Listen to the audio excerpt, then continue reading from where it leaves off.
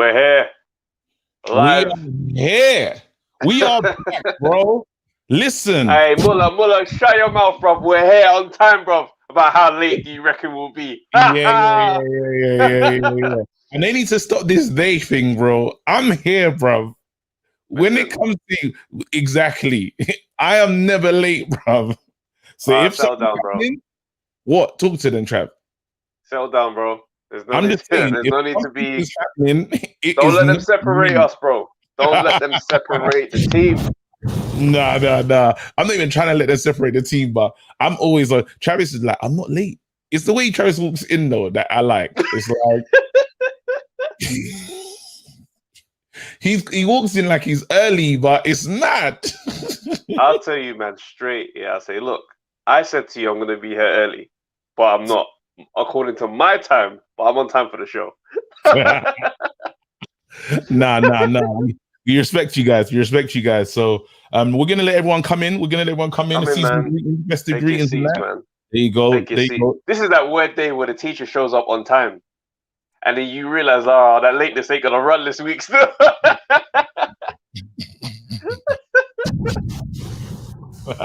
Nah, yeah, Muller, bro. He's supporting your takes, you know. He said you're a team. There's no I. That's right. All right. You know what October Red says? Good evening, gentlemen. You know what time it is, bro. Dropping a bomb. October Red. No, we at Christmas, bro. I'll let everyone in. Untraceable. Done. No, let's go. Yarde may lead. That needs to be the first topic, right? Way ahead of you, my guy. Way ahead of you, bro. We are ready. All right, cool. Now we're gonna let more people in the house. We're gonna let more people come before we get it cracking. Actually, in the comment section, just in the free seats, the people over here, I want to know what you lot do for Christmas, man. How did you spend it? How was everybody's Christmas, man? How was everybody's vibes? If you lot could start putting stuff in the comments, that would be great as well. Let me know what happened with your Christmases, like how you did it. Do you know what I mean? There you go. First time here. I'm ready for the deal. Come on, hey. I like that. I like that. Yeah. Oh, I should tweet that we're live now as well. Where is my phone? Not close. Oh, here it is. There you go. Hot topics tonight, October Red. Listen, the boxing world has been bubbling, bro. Christmas or no Christmas, things are still. The world still spins. The world still spins, bro. But Trav, how's your Christmas, bro? Let me know. Good, man. Yeah? Good, man. I enjoyed. This is definitely one of my favorite Christmases. I was going to say that. This is probably... Yeah, go on. Yeah. I think with the intensity of the year, just to be with family was just nice, man. I love Toby, you know. Listen, even Toby, drinking when we go into 2021 year, me and you will have a cool relationship, bro. It's mad, bro. Man came into the chat. Lying. I don't even know why I lied. He was beef with you, bro. He was beef. Bro. Yeah, we got topics, man. We got topics. Joseph, big up yourself, man. We see you. We see that comment. Yeah, this is my best Christmas. It was my best Christmas ever. Yeah, my daughter, you know, she's 4 years old, but bro, she's moving like an investigative journalist, bro. She's got questions. She is got questions, bro. We was watching a Christmas movie and she was like, all these Santas that I'm seeing, they look very different. Which one is Santa? I said, whoa. Which was the real one? Which one is the real one? And it's like there was supposed to be like a black Santa and blue water in it. I said, I'm not even gonna throw him into the mix. It's gonna get nuts for her. It's getting nuts. So like my daughter's 4, but she's got real questions about Santa. Yeah, man, it was a great Christmas because at that age, it's cute in it that they're still kind of they're fully in believing. So it's a mad one. Listen, we need to talk about this. Roy Jones and Glenn McCrory, bro. We'll get to it. Yeah, hey, I love the fact man said I was at home, quiet, and I ate bare. Hey, respect to that, bro. Sometimes you just gotta eat, fam. Yeah. That's dope. Those are the best ones. Here you go. Sorry to start it, but Toby's on you, fam. Man said you really want Fury to beat AJ. nah, he needs to go. Toby, what's wrong, bro? I'm telling you right now, yeah, I want AJ to win. I'm just saying it. Like, I want AJ to win. AJ just done another madness. You see AJ supporting the local, like the boxing gyms and stuff, grassroots levels. Bro, come on, man. Like, how do you want me to go against that? There's no way. You know what I mean? Because like, most Fury fans can turn on him for them things even still. So, as you're a Fury fan, we expect to see what your reaction is. That's why. I like Fury, but I'm saying I really like AJ. We know you do. We know you like him a lot. Anytime when there's a conversation of these two, you're on that side. So that's why bro, stop pushing this agenda, bro. I like Fury. Toby is the one that feels like this about you because of what he's seen. It's not an agenda. I don't know what's wrong with Toby, you know. But listen, I'm not taking this baggage into 2021, bro. So fine, Toby, I'll carry it for you. One more time, bro. I'm an AJ fan, fam. However, there's not even howevers. I'm an AJ fan, period. Obviously, I respect Fury. I respect Fury because I think he's a cool fighter. That's it. Yeah. There you go. And yeah, AJ sounded wicked. Even, did you notice? Are we ready to start putting? Are you ready to start putting? Yeah. There's enough men in here. We can get cracking. There's enough men in here to start this team. Oh, October Red. That's hilarious. Fury gives to invisible charities. wait. How would these lot have already started, you know? The smoke. Oh, Mullah is added to the clip. Man said AJ supports grassroots. These times we're still waiting to know what charity that Fury fight purse went to. Woo! Came to give us the energy today. Wait. Booth, Yarde, Hey 2.0. Whoa. Oh, that's interesting. That's very interesting. Oh yeah, we settled. I settled the thing. Me and Toby, the beef has been cancelled, bro. Okay, we're settled. All right, so what are we getting cracking? All right, cool. Can I just say the topics? Can I just say what's popping today? What we're gonna get? Let's do it. So obviously, don't worry, Nev, you haven't missed anything. You ain't missed anything. We're just welcoming everyone in, everyone feeling comfortable, sitting nice. Hope the food is there, the drink is there. But let's get into these topics today. You guys, we got a big fight coming. We got Campbell. I ain't even got my juice, bro. I told everyone to get their drinks. I ain't got mine.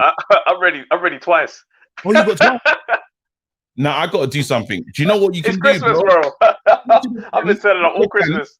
You talk to the fans. I had to get a juice. Go get that. Go get that. Yeah. Talk to the fans, bro. Cool. Guys, listen. Everyone at home, have you got your drink with you? Gagey's off to get his drink right now. What are you guys drinking? I got some the sparkling rosé in this glass. You know the glass is fully unnecessary, but I had to do it, man. Today's show is gonna be jokes, bro. The Anthony Yarde interview that dropped, bro. I cannot wait to get into that. Have you guys all seen the Anthony Yarde interview, by the way? The speculation that is flying around now, mad. October Red, you drinking the water, yeah?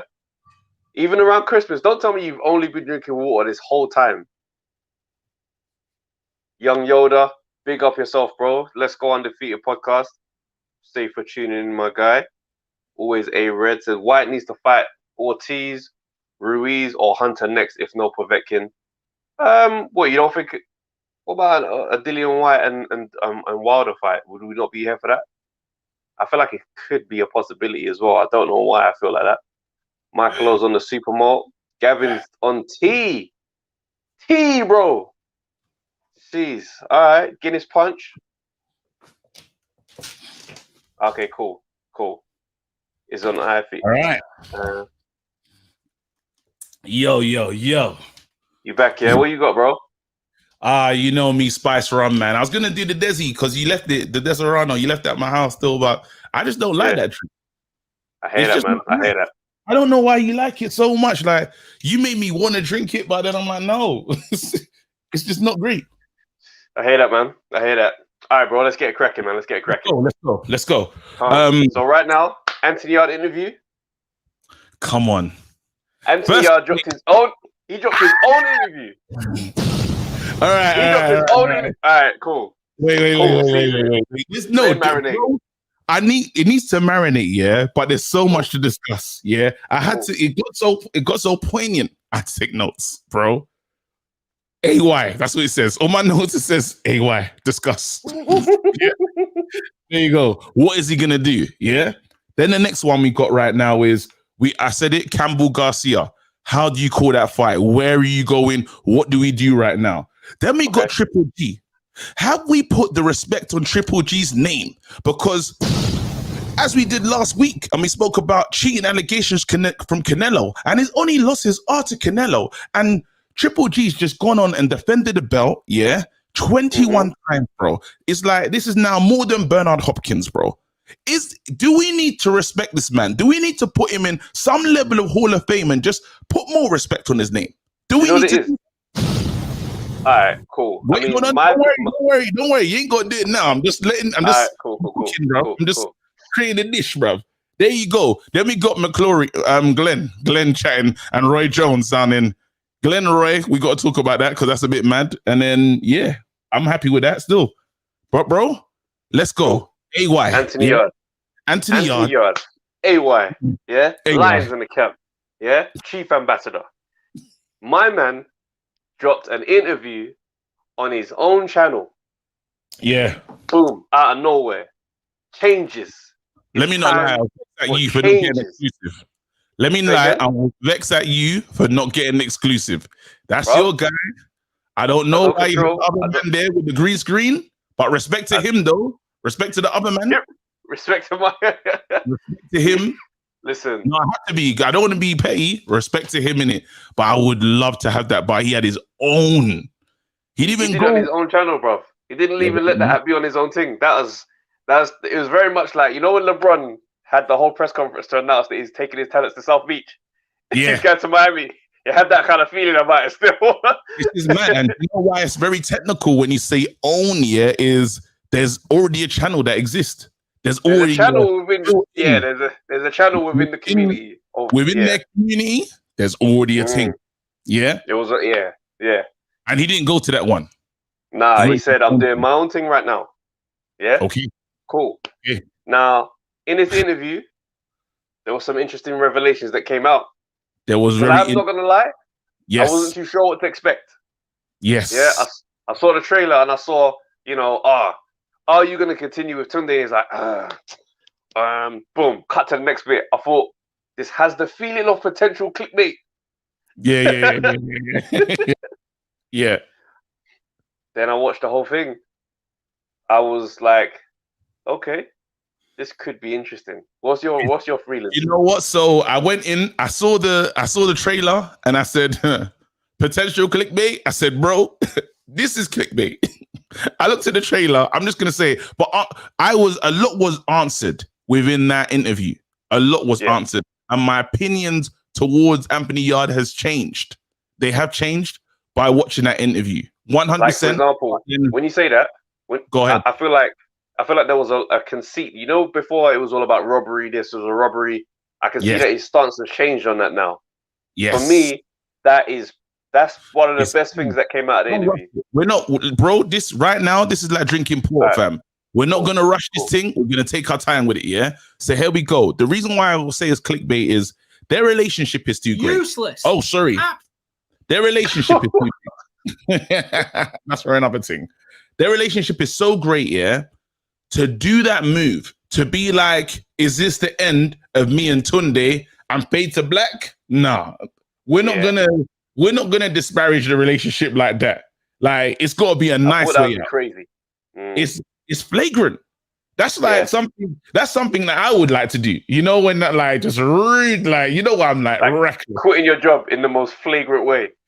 Exactly. You can't do that. If you built up with somebody and then there you go. Them man see it. It's true. There you go. With that piece, when you can't just come out and say, I might go away from my trainer and keep it moving when everyone knows this discussion. What I thought this is a marketing rebrand. Everyone's got their channel. Anthony Joshua's got his channel. He said, wait, Joshua's got his channel. Where's my channel? Where's mine? Yeah. let's get everybody in. He said, raw, I know what the people want. I know what people want to hear from me. Boom, I got my own channel, and let me just say I'm leaving Tunde. That was the purpose of it. But you however, say that. Okay, I'm going to stop soon. I believe that was the purpose of it. But sometimes when you push back the curtain, yeah, and we start to see the madness behind it, it gets nuts. So anyway, I'll pass it over to you, bro. So far, that's where I'm at. I didn't expect him to be so open, but it's one of those things where it's like during the interview and watching it, you start realizing that Yarde doesn't actually do many of these interviews where he's talking about, you know, just too much other stuff other than an actual fight. Do you know what I mean? Because he normally does, you know, lead up to a fight interviews where it's all about my opponent. What's his name's going to come up at some point, but it's all about my opponent. This one was a very open, introspective one about the year he's had, you know, the family stuff, the personal stuff. And then he started talking about, you know, when he asked him, you know, do you think you got the right advice in the corner in that fight? And that's when it started to be like, yes and no. And what the energy I got was that I felt like someone who's approaching the ledge of making a very difficult decision. But he's not quite there yet. But everything says he's going in that direction. Yeah, no, listen. So there was a lot of separation in terms of it was very nuts. What was the feedback like on the fight? So I spoke to my guys behind the scenes. I spoke to Tunde. Then I spoke to Ade. Then I spoke to my family and my friends. And now we've all got to make it. And I'm like, okay. So this is sound like you've broken away from the usual mold of it just being a. There you go. Let me say it. Listen, bro, voices in the camp. Voices in the camp. Mad voices everywhere. People are talking. And remember, there were just two voices. Yeah? There were two voices. Now there's more. Because like it or not, that's right. A lot was learned. Yeah, a lot was learned. And we have to be honest. When we spoke to Tunde that time on the pod, we spoke to Tunde and he was talking. And when I was speaking to Tunde, I didn't hear accountability really.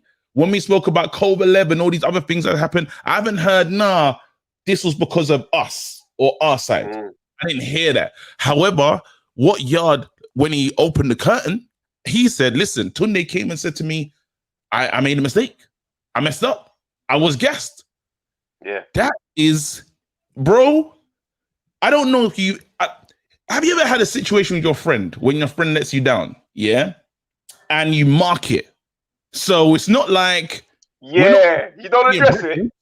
You don't address it. There we go.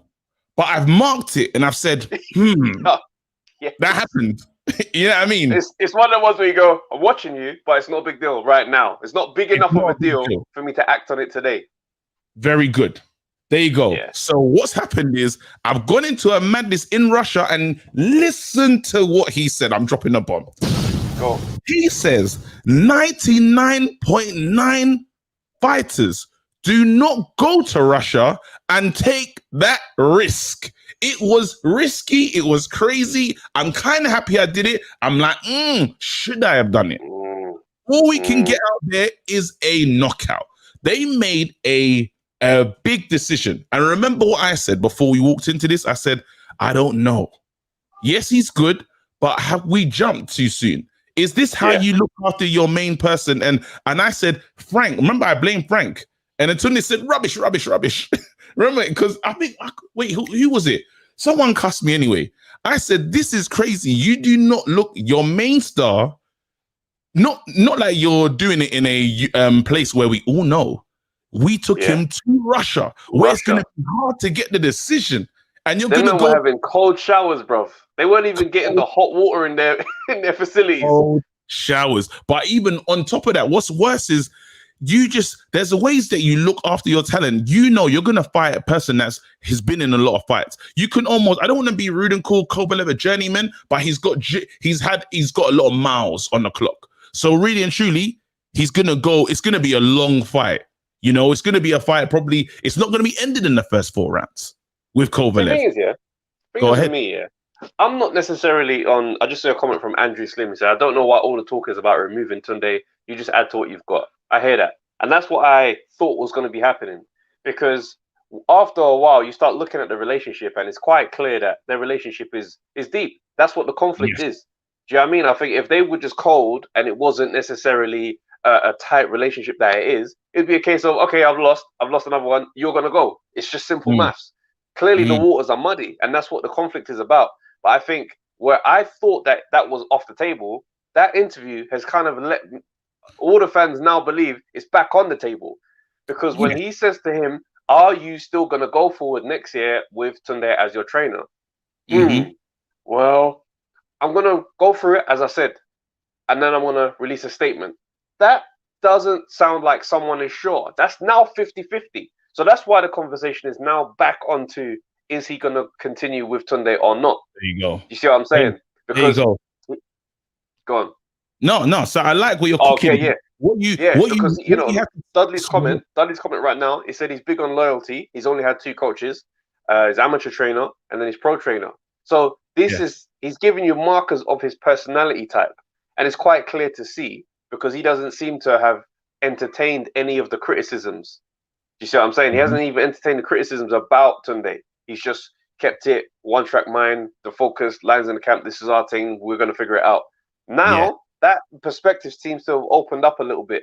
And that's it. So let's get back to this conversation about friendship and stuff, and when a madness happens. So you're in a friendship with your boy, and something happens. You've marked it, and don't forget, they brought it up again. They said very key guy.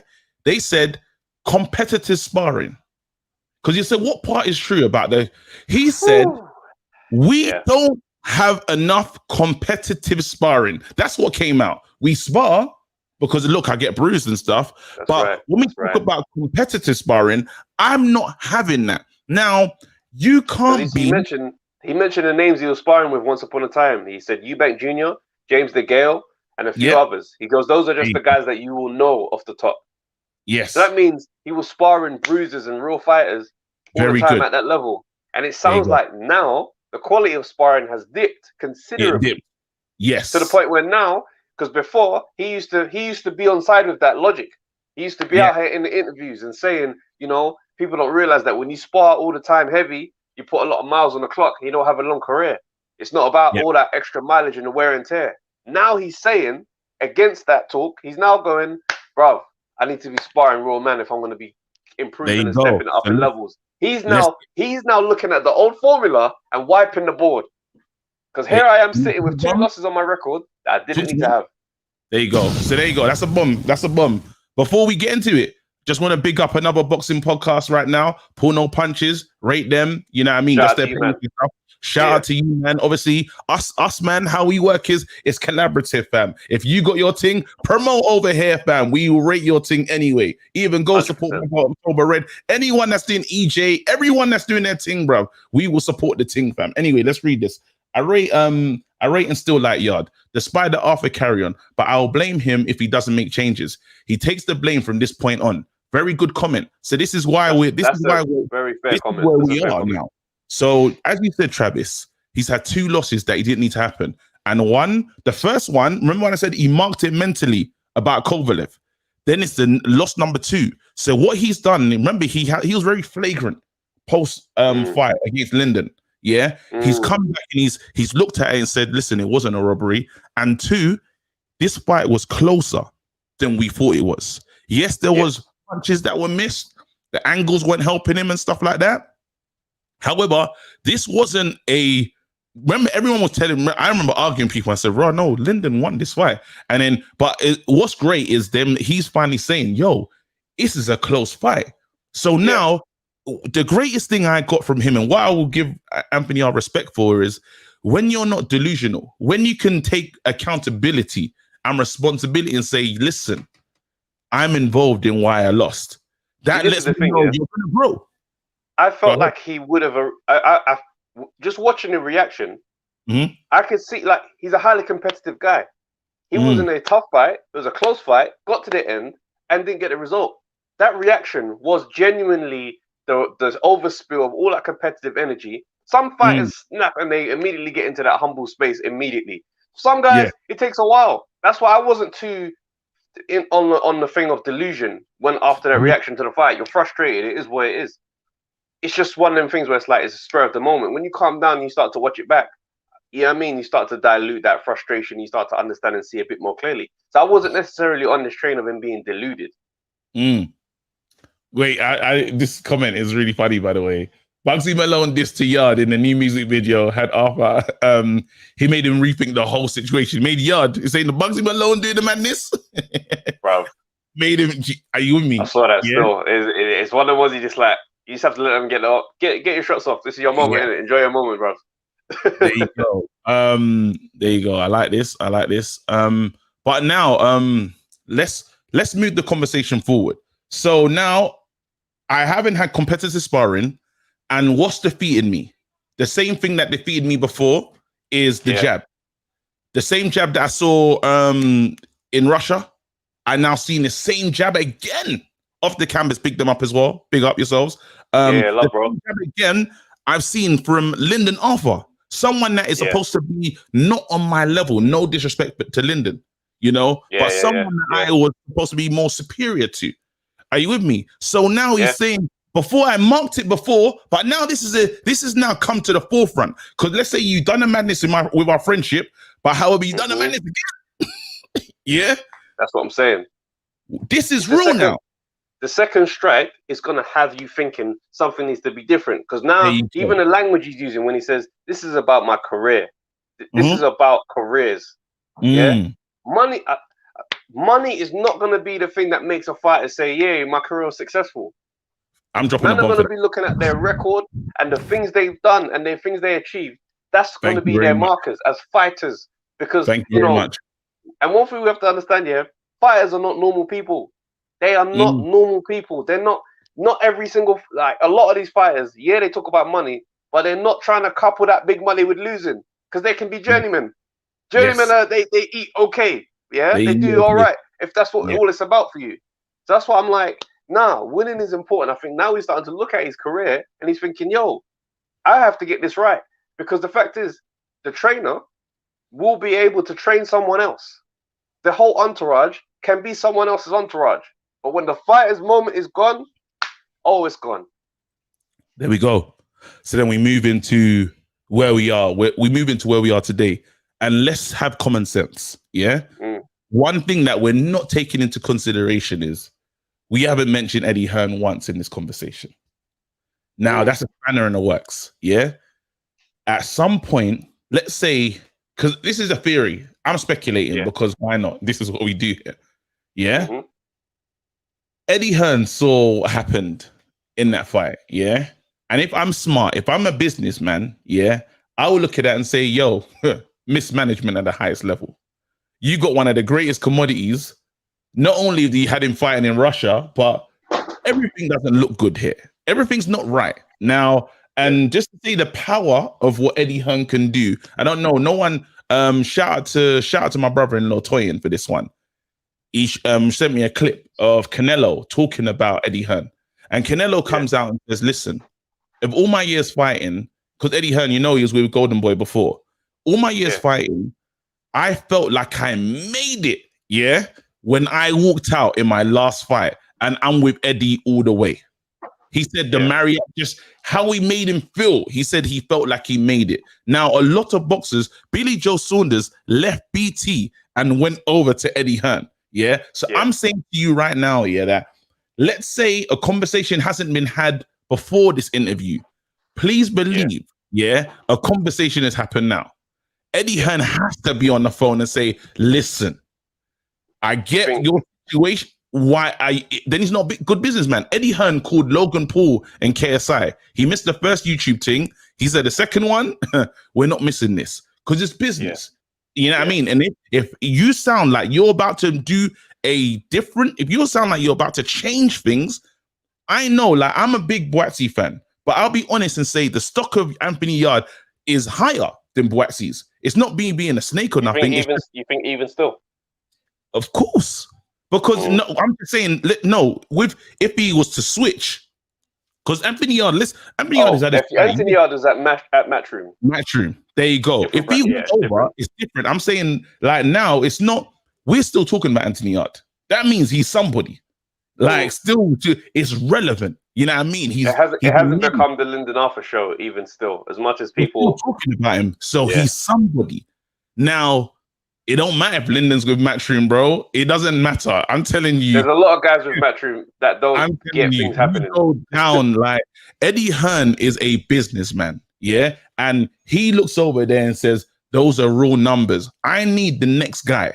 Yes, I got Conor Benn. He's cool. I've got, when we think of the new prospects that are going to take over and be Matchroom, the show, who do you think of? It's really Conor Benn, really. And Boatsies has been injured for such a long time. It's not really. I mean, yeah, flip me. Who's going to take over the Matchroom show? That's very interesting. Conor Benn is priming. He's priming him up. There you go. So you're telling me that I will not take the prime position of someone that seems a bit disgruntled with 900, how much? His YouTube ain't even popped. Do you know what I mean? I say, look, mate, look how Canelo's feeding. Look at AJ. Look at what we do over here at Matchroom. We would never treat you what you think. We'll send you to Russia, bro, on your turn. You know when he's saying, you already got it all set up. The ingredients are here. Let me guide this shit. Them kind of conversations are very, very strong, you know, and it's just good business at the end of the day. And if I know Tunde's main thing is I've made him a millionaire, yeah, or I made him rich. Yeah. Someone can say, well, bro, I'll make you richer. You know what I mean? I won't put you in that level. I mean, Eddie Hearn would be the one to say that. If it's coming down to money, if all we're in this game for is money and not boxing legacy, I can make you richer, bro. Do you know what I mean?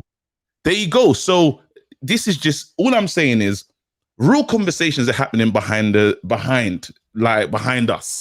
And this is 100% speculation. There's no facts here. This is just how my mind works. Yeah.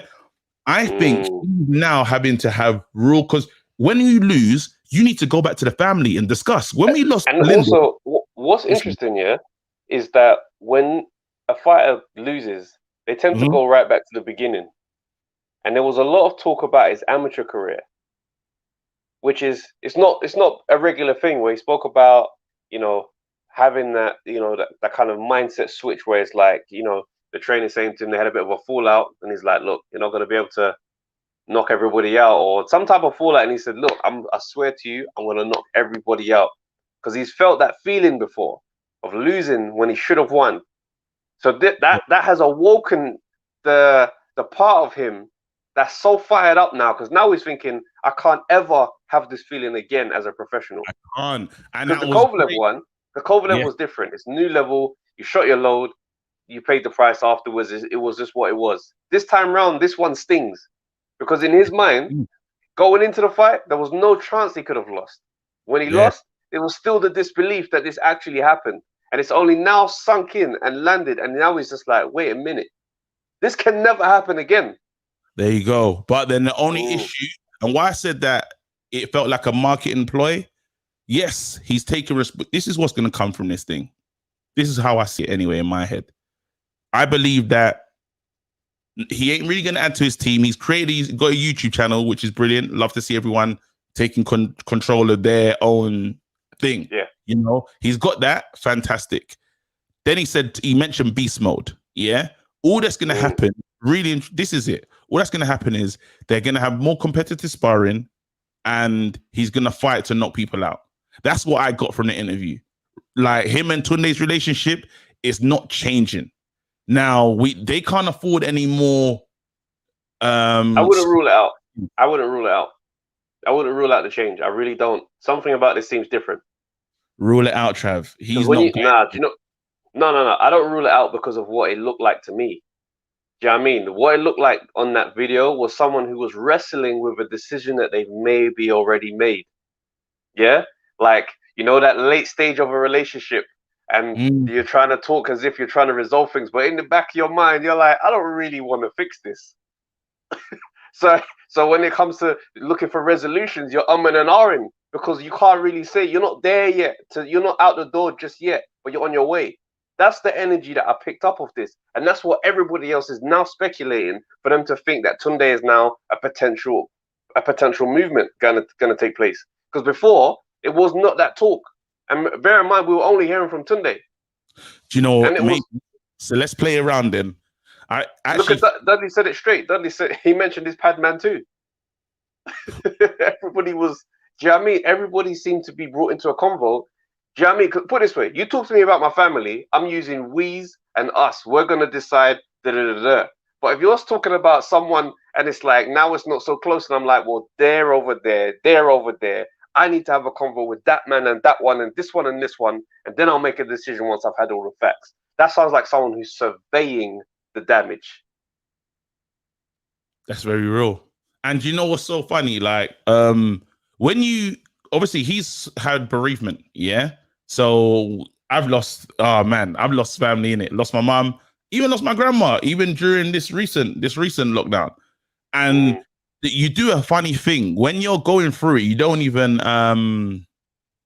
you're not aware. You're just going through. Then you have this moment of reflection and clarity. And when I remember when I lost my mom, I was like, "Raw, who was there for me?" I just you stop. You finally you're kind of through the storm, and you're like, "Wait, who was next to me? Who supported me? Who was my friend?" Yeah. And funny enough, Anthony Yarde has been going. Yeah. I'm not saying he was my friend, but he's gonna stop and say, "Wait, what is working for me and what's not?" When you're in pain, you don't ask those questions because you just want to make it through. He said, I was going to train because I needed to do that to feel good. You know what I mean? And it's like, I remember me when I was telling jokes again, I had to just do something to feel not that, you know? But that he's kind of almost processed the pain or the grief, and we're now having different conversations and true clarity comes. You know, I made a decision. I remember when I lost my mom, I decided after when I finally made it out, I was like, I'm quitting my job. Literally. Yeah, I remember that. Remember, something happened. I said, it's now or never. This when it's burn the boats. Burn the boats. You saw it, you know. Literally. And Travis, the funny thing, and this is why, I'm not even to take a conversation another way, but I called Travis. This is when it happened. I called Travis like, bro, my mom is I don't know what's going on. And we was, you know what I mean? And it's like, that's when it took our relationship from comedy, being in the car, making people laugh, to, okay, it's a brotherhood thing now. Yeah, you know what I mean? It's like, yeah, he's got my back, you know? And there's moments where you have moments in friendship where you say to yourself, what is helping me? And what happened to Yarde? And sadly, losing people brings that. Yarde has lost a lot of people, and that's why I felt a connection to him when he was talking. But then he now knows we've only got one life. That's when that lesson that you quickly realize. Yes, 100. We talk about money and this, that, and the other, but let's talk about being here and making it count. You know what I mean? What happened to me? Literally, I said to myself, I have to make it count. My mom was a workhorse, bro. Like, of the highest order. She didn't really holiday in that, but she worked for her kids, you know? So then I was like, to honor my mom's legacy, I have to make this. Gotta keep it pushing. Yeah. Make it count. I gotta make it count. You know what I mean? And be a blessing wherever I can be a blessing. Do you see what I'm saying? Those little lessons. And if your thing is boxing, I'm not here just to say, no disrespect, lions in the camp. I'm here to do something. To win and progress. Take it to the next level and keep it going. 100. There you go. And yes, you're important. Yes, I respect our relationship. But if you're not on my wavelength, you either stay with us or you get moved out. So what this probably could be is just softening it to say, listen, Tunde, there's gonna have to be more people in this conversation. I don't want you to go away. I don't want you to go away, but I want you to understand that it has to change for the benefit of myself. Yes, you're a conversation, but I have my own journey in this thing. And unless you work with these, under these circumstances, this is it. Are you with me? I think that's probably, I think that's what, and Tunde is got to ask, what kind of, where is his line? Is he a guy that says, it's me or no way? I ain't with no one. You got to see. There you go. That's real. That's real. Yeah. It's real. Thank you for all the condolences, by the way, to my mom. Like, it's dope. She was an amazing woman, so big up her. I'm dropping a bomb for her still. Can you imagine? Mom, like, why are you dropping bombs for me? Good job. He's awesome though. Let's go.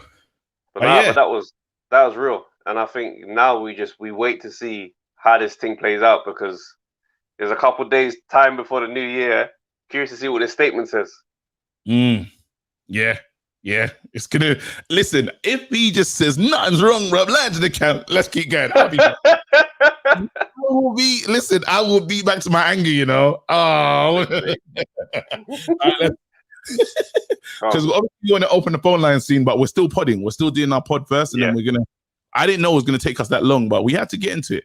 There you go. It's real. AJ, go. You said the face. AJ did an interview for IFL TV. So that interview. Say it like Klitschko. Say again. Say AJ like Klitschko. I said say AJ like Klitschko. It always makes me laugh. AJ. Lip sync. So he did he did an interview for IFL TV, talking about, first of all, addressing the fact that this stuff about flipping, he didn't want to call out Fury in the post fight. He addressed that early in the game. Said, I'm just tired of talking. I'm tired of talking for talk's sake. How long have I been calling man out? Then, in the maddest way, this is the first part 2 IFL interview I've ever seen. And I hope they never do it again, because it was trash. I was so annoyed. They started talking about when AJ sparred Fury back in the day when AJ was an amateur. Yeah. Now, I'd heard the interview that Fury did on BBC talking about, there's a kid called Anthony Joshua. He's going to be special, But we'd never heard details about the sparring. Yeah. AJ don't really talk like that, yeah? He's chilled on his stuff. But the amateur coach who was actually there, he came out and talked the stuff, bro. I couldn't believe it, because it was sounding very much like AJ tucked him in. Bro, listen. He said, first round, stuck it on him, landed some bad boy uppercuts. Second round, they started moving around. Third round, again, stuck it on him. Fury wanted more rounds. The trainer said, hold on a minute. You can have more rounds if you're gonna pay him, you're gonna take care of him. They were sounding like, we don't really do that. And he said, all right, don't worry then. AJ, get out of the ring. And then Fury was obviously pissed off. He wanted more rounds. He wanted to get some revenge. He said, nah, mate. Nah. No money. No ring time. And I'm thinking to myself, hold on a minute. So you got touched up by AJ as an amateur. That's crazy. You know about it. Listen, PC Jacob, yeah, bro. He knows about them uppercuts, bro. Wait. He knows. You know what? I listen. October Red said it. Sparring stays in the gym. But listen, this is a whole new AJ. This is it's different now. No, yeah. AJ is different.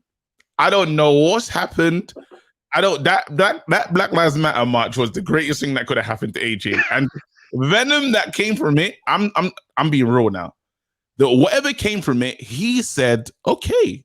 He learned quickly. And what's so great now is he doesn't care. He actually, when he's talking, he said, and it's the confidence and the knowingness about, I'm AJ. That's what I feel that's happening right now. He said, he goes, I called Boris, innit? I told him, listen, change your tears for me, bro. I said, raw. AJ. He said, raw. I called up Boris, I told him, raw. So I had the tears. I said, yeah, is this how you're talking? 10-2-2s now. Obviously, I had 1,000 of my friends in there, The way he was talking, it just sounded like, I like what's it. Funny? Yeah. I like it. It's crazy. And what's funny to me, so I picked up on the fact he said again, I didn't even want to have the interview after the fight. I just wanted to fight and be done. Something is very interesting about that. There is something going on with AJ and Sky Sports right now. Because when he speaks about the fight, Eddie Hearn says it's done. Yeah, we've agreed on the contracts. Everything is all good. AJ says 258 management and Eddie Hearn, sometimes we're not always on the same page. They need to speak and then we'll know where we stand. Sorry? He's not even saying me and Eddie. He said 258 management and Eddie. You see the separation, yeah? When people distance you've themselves, been it's no longer we. It's no longer we. It's me and you and them. That's very different. You know what's so funny? This has been your hot take for like 2-3 weeks, and I rubbished. The first time you said it, I rubbished it. I was like, nah, Trav, I'm not sure. Like, but there could be. Listen. Because before it was thank you to this one, thank you to that one, and da da da da da. He stood there like a child who wanted to go home that got stopped for questions by a teacher. He was there like you know when someone's looking like, hurry up and get your questions out. He didn't want to be there. The move to Mayweather, the run over to Mayweather. So as you said, that Mayweather link is very amplified now. I don't care what anyone says. I just don't. Oh, look what people are saying. Look what look at that. The Zone UK has come and Hearn Sky Sports contract is ending. Listen. His deal is over in November. Bro. Or it could be AJ Promotions coming soon. It could be, fam. But listen, look at JP's comment. Eddie's gonna piss his bed soon, just like Travis said. No, in what Travis, they would vomit. They would vomit. And that's just still the funniest thing I've ever heard you say, bro. Because I always imagine man them in the boardroom just vomiting when he walks in and says he's leaving, bro. What does that even look like? But you know that Adam Smith vomit. Bro,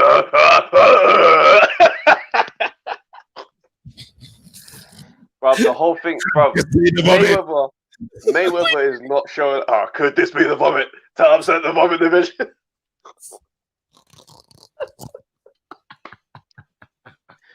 Oh my days, bro. Wait, go on. Ooh, whoa. AJ to PBC. Get that out of your mind. That's 100% not happening. PBC. What with Errol Spencer then, man? What? Imagine. That's nonsense, bro. PBC is a suicide me. No, but PBC. No, but what's crazy is, let's just say it like this. Probably AJ's posturing for more. At the seat, you know, when you talk about the seat of the table and how things work, he could just want more, you know, and that's just how the game goes. You know, I hear what you're saying, but the Mayweather link is different, bruv, because Mayweather doesn't play those promoter games. He will just be under his own banner. It's me. It's my show. I'm fighting. It's my show. AJ, there's nothing to stop AJ doing that. AJ is not a fighter. He's not a commodity that Sky Sports created to the point where he can't do anything by himself. It's very different. AJ understands brands. He understands everything. This 258 management, all this other stuff. This is someone who understands business now. He's not just that young fighter at the Olympics. So now he's sitting there at the negotiations table and thinking, all of the previous arrangements that we had no longer suit my needs. Tear them up. So unless you're giving me the higher percentage, the cuts that Adam Smith and them man are getting, we're going to have to shift this bad boy over. And I'm telling you, bro, Hearn is flapping right now, fam. And you know what? Let's be honest. I'm going to speculate with you now. Go on. The way Sky have been, and this is coming from the Great Defeaters, so this is not even... Sorry to cut you, yeah? I just see a comment from Sully A. Says, Mayweather came to promote the fight with Logan Paul. You're saying that, but he didn't. And let's go. That doesn't need promotion, bro. But he didn't, though. It didn't happen. There was no promotion about the Logan thing. It didn't happen. All right. But wait. This is key. This is what the fans said, yeah? So, Great Defeaters, I don't know what Great Defeaters said this, but as a comment that I noted it, but I didn't do nothing with it.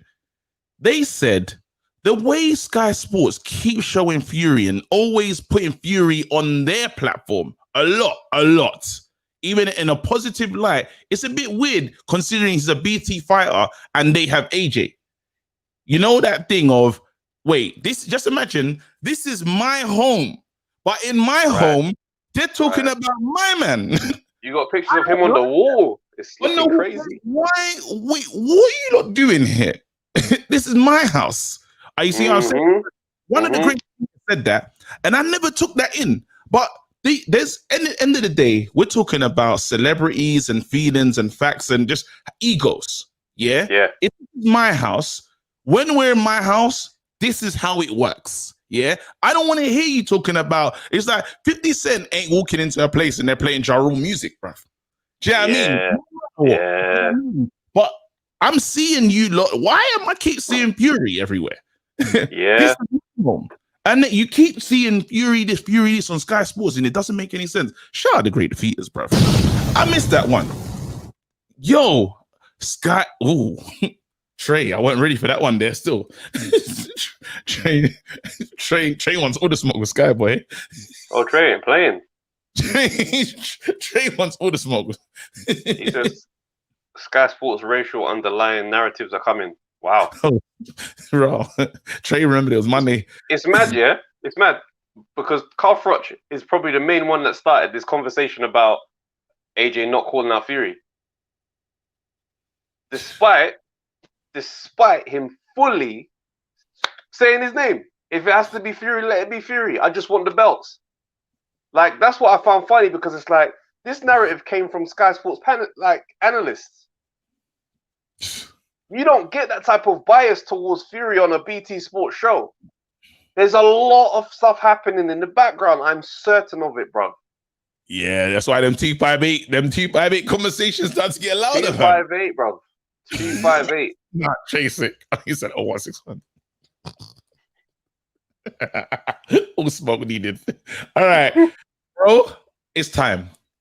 We've done a madness. We weren't even supposed to do this, but we got to open up the lines. Yeah. Let's do it. Again, you lot, your takes on what we've discussed tonight. I want to know what you lot just think about any reaction to what we said, reaction to the interviews, reaction to Campbell Garcia, reaction to Triple G as well. Like, again, this is your show. We're opening it up now. Whatever you want to discuss, let's discuss it. Yeah. If someone says something that you don't agree with and you want to go at it, all I want to see, I don't know if you can I'll take this fight in the comment section. If someone's chatting and you don't agree with what they're saying, just keep spamming. I'll take this fight. Yeah, and we'll throw you in there, bro. But yeah, let's go. All right, cool. Trav, you ready? Yeah, cool. I'm gonna send the link. By the way, just to let the fans know as well, let the family know. Actually, calling the fans, we're back to normal. From next week, we're back to normal. So you will get the podcast. You will get the Monday. This, you know what I mean? It'll just be normal settings again, and hopefully we can set up a red corner as well. But yeah, let's go. All right. Enoch says also remember Sky Sports removed AJ's photo in their advert when the Black Lives Matter thing was going on. Sky Sports was not that supportive. Whoa, listen, bro. You see when you wake up, clarity. And when you wake up and understand how the game has been moving, certain moments. Listen, there's a lot of fans that became Fury fans this summer. Yeah, they just switched teams. There's nothing to say that people within Sky Sports offices weren't moving that same way. So it's very techie. Canelo marinates his beef with juice. Oh, indeed. The juice of invincibility. All right, lines are open. Trey, yeah, let's do it. Why not? Let's get cracking. Come on, man, let's go. That's I'm gonna just get him out. Wait, how do you do that? That is just us, blood. I don't know how. Yeah, you just gotta be here because we're not in the same location, so I can't get him out. There you go. Yo, what's going on, Trey? Talk to us. What's going on? Big up Undefeated. Come on. You know that. Big up, bro. Come on. But I'm just here now to speak about Triple G, yeah, and why I think he don't get the respect that he maybe some people think he should, and obviously some think he wouldn't. Let's go. So, do your thing, bro. My thing, he's never moved up in weight to properly challenge himself against people that, you know, he shouldn't win against. So all the greats we've seen it, Mayweather, Pacquiao, everyone's moved up multiple weights. Man are just staying at a weight he feels comfortable at, where he knows, yeah, I'm the bully at this weight, and this is what it is. This is why he's not getting respect. I hear that, but like, I don't feel like it. I don't feel like it should stay away. It shouldn't it shouldn't be the reason why he doesn't get his respect. Just because there is still value in holding a weight class and being a champ for as long as he has. Exactly. Like, look at Hagler. Hagler did that. I think Hagler stayed at 160 his whole career. He's one of the greatest middleweights of all time. Do you know what I mean?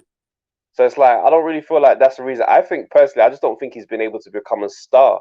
He's been able to become a boxing name that boxers and boxing community care about, but he's not like a Canelo, where these men are, these are pay-per-view draws regardless of who they fight. True. You know, I think it is. Sometimes you just gotta. The loss to Canelo was hurt him. Let's just be honest. The loss to Canelo hurt him, but I think you see this pound for pound thing, and maybe Mayweather takes some of the credit in doing it, but then you got your Pacquiao's. But then when we look at Pacquiao's, the people that, let's say the people that we promote Canelo for going pound for pound and stuff, but then pound for pound, that what did you have help? Pacquiao, did you have help? So if someone's doing it, and I don't know if Triple G is clean. I don't know if it's a clean fight. Triple G called out Canelo on the steroid thing when they were fighting. He said straight up, he said, I can see the injection marks on his body, on his arms, on his chest, and his back, and his stomach, fam. Bro, listen. So this is it. So now you got to say to yourself, because had he won that Canelo fight, the second one, because the first one I believe he won and it wasn't a draw, we would talk about him differently. Do you know what it is? Do you know what it is for me? I think you need those staple, like, once in a career type victories to cement yourself and get the respect for the rest of your career. Like, because he lost to Canelo, he's now not ever going to have that shine on his name. And Canelo has it. Canelo is the one. So until you beat the one, you're not going to get that respect. It's just going to be different from you for the rest of the way. But then now, the question I'm saying to you, man, is knowing what you're hearing now about Canelo, and I'm a Canelo fan and it's hurting me, guys. Knowing how they're disparaging rumors about Canelo, should that change the way we look at Triple G? A little bit. I do hear that. Because, like you say, he has stayed at the weight for time and been dominant at the weight as well. But it's one of those, like, I think you got to challenge yourself, move up. You know what I mean? Fight bigger guys that you're not supposed to win against and win, and then you can show them. Listen. Yeah. That's true. That's true. I just want to ask you before we move on. Luke Campbell versus Garcia. I just want to take predictions of what you think. How do you get on again? It's hard, isn't it? You see, with Garcia, he's not got power, and fair enough, he might have the skill. He's been working with Canelo. He's been in that camp, so we don't know how. Garcia doesn't have power? I don't believe he's got power, bro. He's got power, bro. That left hook. Mad power, bro. He's man asleep still. I think it's more timing, and accuracy than the actual power. Okay. But when you see, obviously now, I don't know if you've seen the recent picture, but he's starting to look a bit like Canelo. Ain't gonna lie. Listen, bro. Kind of big. Bro, listen, that camp, their nutritionist, it's got the greatest beef. Shane knows what he's doing. Bro, they got the best nutritionist you can hope for as a fighter, fam. Boy, I need some of that. I'm ready for that beef whenever I can get my hands on it. I'm done. Listen, Shay, big up yourself, man. I hope you have a great new year as well, brother. No, big up you, man. Thank you. Come on, man. Respect, bro. October Red said it was acupuncture. Oh, all right. No, wait. I don't think people understand how amazing this fight versus this Garcia Luke Campbell fight is going to be a madness. I think Garcia knocks him out, bro. I think Garcia is a very powerful puncher. I understand what you're saying. It could be down to accuracy and stuff, but either way, the results, he knows how to put somebody out of it, bro. And I don't think Campbell Campbell is a new fighter, bro. He's not the same Campbell. As in, how?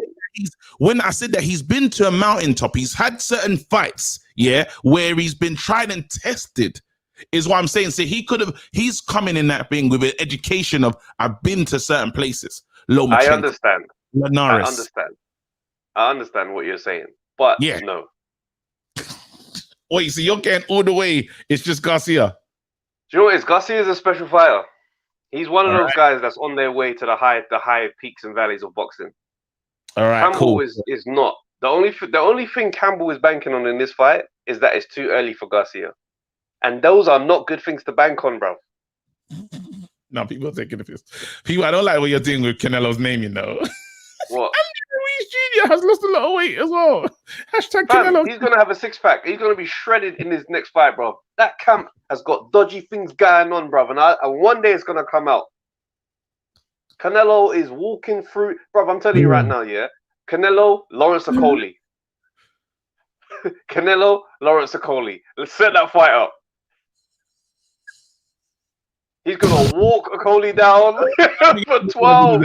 I mean, because Abdullah, we usually is always last and stuff, so I'm gonna make sure I'm bringing him in right now. Yeah, let's go. Got you, Trev. All right, how you doing, guys? What's going on, Abdullah? What you saying, bro? I'm good, man. I'm good. What's going on? We're here, man. We're here. What's on your mind, man? You guys were just talking about Campbell and Garcia, so I'm just gonna pick up from there. You know, Campbell, guys, I think he's got to the stage where he's a perpetual contender. He's just he's gonna lifetime contender. That's where he is at the moment. And I don't see him getting better. He looks young, but he's in his 30s. Garcia's on the up. And again, I just lost faith in British fighters when it comes to the American style. I pointed that out to Craig Richards last time. And I think we're just not good enough. We need to do something to go back to the drawing board. Garcia got too many skills. He's seen too many styles. Campbell's been on the road. I'm gonna cut in there and say Campbell's been on the road and fought different types of fighters. He's fought your South American fighters, you know, so it's not the same. And I think even the way Campbell fights, he doesn't give me that British style. If you see how he puts his combinations together and stuff, I don't see Campbell the way a lot of people look at Campbell, is what I'm saying. He's not your typical British fighter. Nah. I hear what you're saying, but he is. He's just going to rely on his jab. That's what he's trying to do. He's going to rely on his jab, and he's hoping to win the battle of the jab. But that's what all the Brits do. Most of the time, when they see a different style, they someone closes the gap, gets inside, and then what do? They're paralyzed. You know, look at Brook and Spence. I was watching that today. Whenever Spence got inside, Brook couldn't do nothing. They can't fight inside. This is the thing, yeah. So Luke Campbell, he fought Linares, he's fought Lomachenko, now he's fighting Garcia, and you can say he's seen different styles, but he's lost to them, man. He's lost to them all. He's lost to both of them. Exactly. The Loma fight, Loma went inside and he couldn't stop it. And he was useless inside as well. So that's how he won. I think he are playing down Campbell's ability, you know. I think he's not your typical. He's not the same, bruv. I don't think he's like. I feel you are proper. You're not. And also, he's 33, and that's not old for boxers, but it's older. Then I mean, you're not in your prime. I wouldn't say you're in your prime at 33. This is where you start to develop skills that allow you to still be effective when you start to slow down a little bit, lose a bit of power because you're on the other side of your career. I don't think he's had the type of career where his come down is going to be adding anything that helps him in this type of fight. Yeah. But then we got to say Garcia, as much as he's knocked out, man, he hasn't really been tested though. This is his coming up party. This is going to be his defining fight.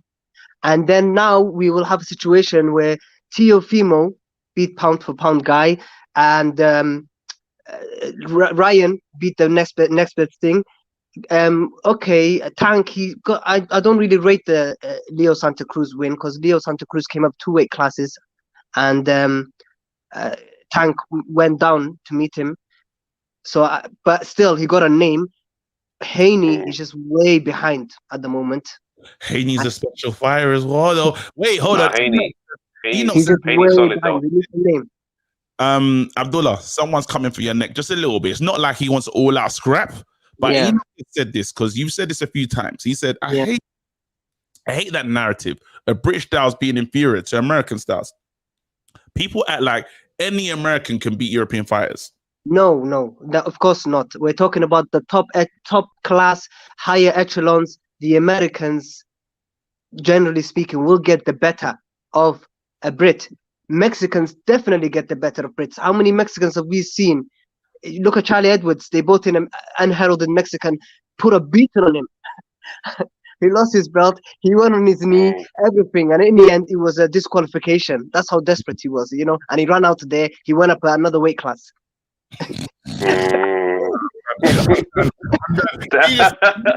I took it to him in the press conference. Said, "No, I'm not taking that fight." He doesn't want it. He doesn't want it. He remembers that guy's name. He has night sweats. He panics. You know. Listen, Abdullah, man, big up, man. Thank you so much. Yeah. Us. I'm gonna keep just before I go as well. The reason as well, Fury, he came in to the heavyweight picture. I think AJ made a massive mistake back in the day when he didn't give Wilder 50-50. He could have been bossing it right now. But because he didn't do that, he let Fury come in the game. 2 years out on his couch, he came in, got the belts, and he, you know, and that shows how weak the heavyweight division is at the moment. To be honest with you, that a guy can come 2 years on a couch and then come and become something. You know, it's not as good as people say it is. It's not, guys. Yeah, there's old guys, Pulev. We know who's gonna win. Come on, all these older guys. Yeah, Dillian White got knocked out, but that's once in a blue moon. I hear what you're saying, but he did offer the fight to Wilder, and Wilder swerved it so he could fight Fury. No, but it was the conditions, the way he was fighting. It's all this A-side nonsense. A bit what's happening now with Crawford. No, Abdullah, you can't believe that. Honestly, man, you should have. Wilder said in his own words. Man. He said in his own words, "I turned down more money." No, he turned out a lot of money, but Fury. No, he turned out a lot of money. You're right, but the way he was saying is, let's split it down the middle, 50-50, whereas AJ was giving him 70-30. You know? Yeah, no, let's. Bro, honestly, we've had this argument 100 times. I'm not doing it today, but listen, big up yourself. Thank you so much, man. Fight the guy and get the belt. Crawford should do that. Spence should do that. 50-50, get the belt. You know what I mean? And then you're top now. 70-30. I hate you. Yeah. Anyway, guys. Take easy, bro. I see Yannick is saying Travis is not rating Campbell at all. Listen, I like Campbell's. Yeah, I like him. Not gonna lie to you, but I don't rate his chances against Garcia. That's just it. I'm just saying, the Campbell that fought Lenara, it's true. It was a split, bro. That I had it different. I'm not gonna say it like that. Campbell looked good in that. This was 3 years ago. Yeah, no, 3 years ago. It was still good. So no, yeah, I hear that, but yeah, I mean, I just feel like we have to put this way. Yeah, we got to move forward. That's 3 years ago. Since then, he's lost to Lomachenko as well. These, yeah, it adds up. On the fighter psyche as well. I'm just saying, he's 33 now. I don't expect him to come out victorious against Garcia. I'm not saying he's not a good fighter. I've seen the amateur pedigree. I've seen what he was able to do at the Olympics. I know he's a good fighter. I'm not saying I'm going to be like, spun out my socks if he wins, but I do not see him coming out on top against Garcia. Do not see it. Garcia's trajectory is straight up. He's got it. He's got the minerals, and I don't think they've got it wrong. I think they've selected him at the right time. Bro, are you not hearing Lennon Ella be talking? I hear what he's saying. I see Trey in the comments as well. But I'm saying they are very smart with how they line up careers at the Oscar De La Hoya. They know what they're doing. Campbell is a good choice. That's how they've calculated it. And just to remind the people that are calling in about this Tunde and Ping conversation, again, you hear what he said? They choose correctly. They make the right decisions at the right time. Just let that sink in. Just let it enter.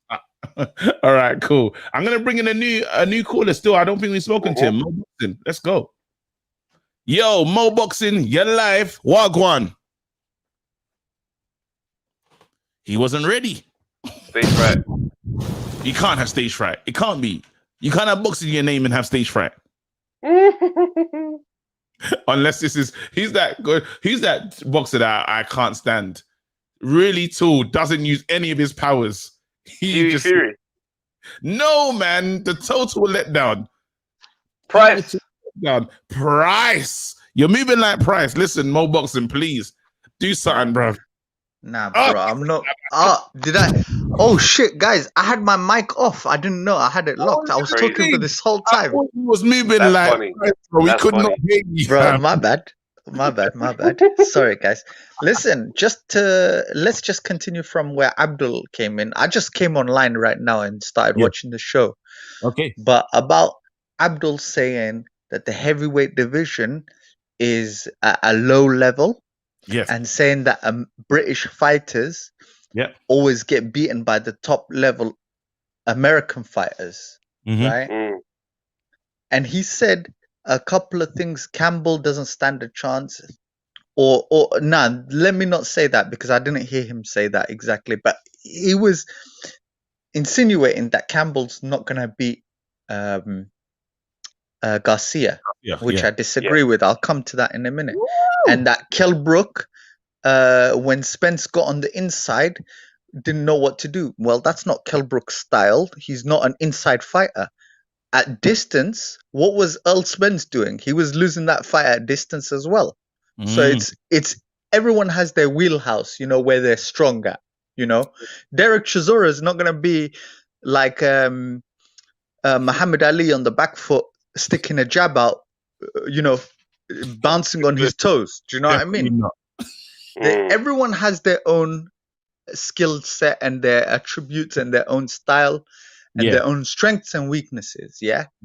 But I'm just going to go to like just basics, right? Because I don't want to like disrespect Abdul or any of your don't worry, other bro. people. But I'm telling you, family.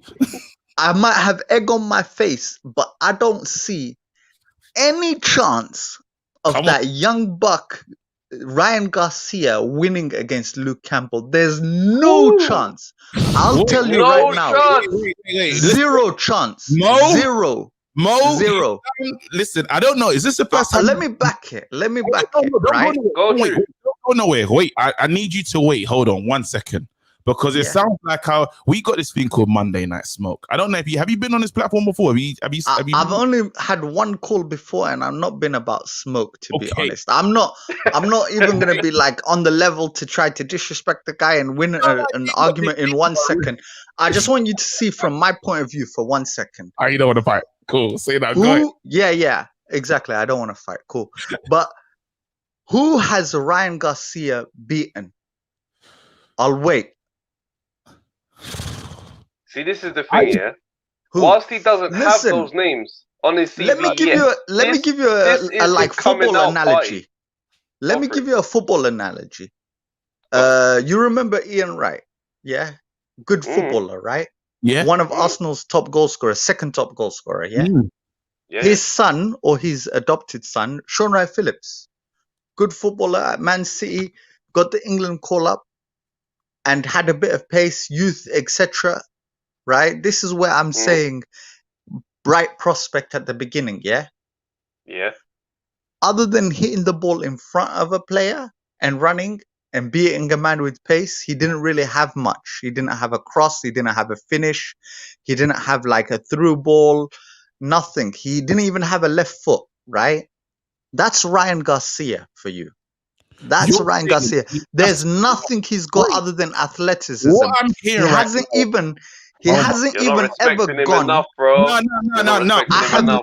I'm coming back. I'm telling you right now. I'm coming to Mo. I have to meet Mo for a second. Mo has to get into a thing with someone else. If I've got a Garcia fan in the house and you are trying to get with it, let's go. Because Mo has said a lot of stuff right now and he sounds like he's on it, yeah? And the way he's talking, he has to be in his smoke. He said there's no chance. Garcia fans, who is ready? Who wants this? Who wants to defend Garcia's name? Is there anyone? I don't know if anyone's going to step up to the thing. I got Yoda in the house. I don't know if Yoda is going to step up to the thing. Let me just ask him. Yoda, are you a Garcia fan by any chance?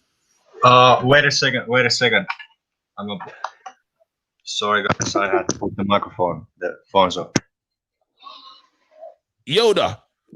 What's up, brother? I just asked a quick question. Are you a Garcia fan by any chance? Yeah, I like Garcia. Yeah. Do you reckon Garcia beats Campbell? Yeah. All right. Yeah. Well, listen. I got Mo in the house. Hold on. No, you can't run away from this thing, bruv. I got Mo in the house, bruv. Speak your point. You're in the beef, bruv. Let's go. Okay. Mo, Ryan Garcia. Let me go first then. Ryan Garcia's beaten nobody, right? Ryan Garcia hasn't had a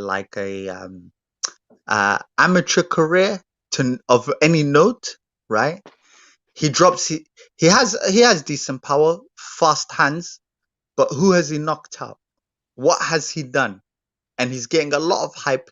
He's got 6 million followers. He's more of a celebrity and chilling with Jake Paul and so on than he is a craftsman. Yeah. Ooh. We have listen. Luke Campbell went to the Olympics and won a gold medal. You can say he came up short at world stage, but he in his first title shot. I'm sorry. Let me just finish. Actually, go ahead. I don't want you to forget your point. Go ahead. Say your point. Well, I wanted to ask him. So, do you think Luke Campbell will outbox Ryan Garcia, or how do you think the fight will go with the knockout, bro? Bro, I would say Luke Campbell by knockout or decision. It doesn't make any difference. The only way Garcia can win is if there's some hometown cooking. There's no way he's gonna even knock out Luke Campbell. It's Golden Boy, though. There's no chance. I'm telling you, no chance. There's zero chance. I don't know how to say this to people. There's zero chance. That fight is the easiest fight to pick a winner. Whoa! I'm not gonna lie to you. You know I don't. Mo? Jeez. Wait. You know what, Mo? My brother, I have a little brother. He's all on Ryan Garcia, and he says to me, he's all on Canelo. He's all on Ryan Garcia. He's, bro, the Ryan Garcia is the next thing. And I've been arguing with my little brother. I've been saying I don't think so. I don't think the Ryan Garcia is the real. But the last fight I saw, one thing Ryan Garcia has is a great time. And Campbell is not the sharpest guy. Campbell is, yes, he's technical. Yes, he has jab. Yes, he has good distance management, good defense, all that. But I'm telling you, it's boxing. And he's sharp. He's young. It's a young man game. Does he have the chin anymore? Does he have the legs anymore? I'm very okay. Let me ask you this question. Let me ask you this question. When has Ryan Garcia had the chin? When has it been put under pressure? He's never. He's stepping up for the first time ever. He hasn't even had a step-up fight in between, And just to let you know, when Linares beat Luke Campbell's dad was terminally ill and died a week before the fight. And he kept that a secret. This is how mentally strong Luke Campbell is. He kept that a secret, and they asked him, why did you not talk about this at the time? He said, I didn't want my opponent to have any mental edge. So you think Ryan Garcia wants to listen, listen, I'm not gonna lie. I've been wrong when I've had certain decisions. Like when there was a rematch with Caleb Truax against James DeGale. I picked Truax to beat the shit out of DeGale again. But DeGale got away with some headbutts, and it was hometown, he had a hometown advantage. I'm not saying the decision was wrong. I'm just saying he got away with a little bit of things that could have changed the fight at the time. I got cool. And I thought in like round 4 or round 5, James DeGale blatantly headbutted Caleb Truax. But in the rematch, that is. But you know what? I'm just telling you guys now. I'm telling you right now. If you guys are betting people, this is an easy win. Other than hometown cooking, there's no way Garcia wins that fight. There's no way. There's timing beats speed. Garcia has speed. He doesn't have timing. If you watch how he knocked out that guy with the left hook, every time he throws a crazy Hellmaker punch like that, he drops his other hand and chin in the air. He's got no defense. He got beaten up in the Mayweather gym by that other Mayweather fighter who's nobody. Rolly Roll. Let me stop him.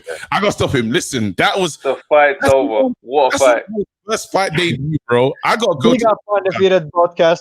No, Young Yoda, don't go. I haven't spoken to you. We haven't spoken to you as a pod because you didn't call to have that battle still. I just put you into that beef for no reason. Because I'm like that. All right, cool. More boxing, the other man, bro. In the comment sections, what are you lot saying? Who won that one? He won that one. It was nuts. I gotta go to the scorecard. Travis, do you want to call a winner? Yeah, I believe the winner in the red corner, Mo Boxing. Mo Boxing. He's got me wanting to bet on Campbell now. A lot of people saying it, right? He's a salesman. Yeah. Listen, Yeah, Mo Boxing, I'm ready to bet now.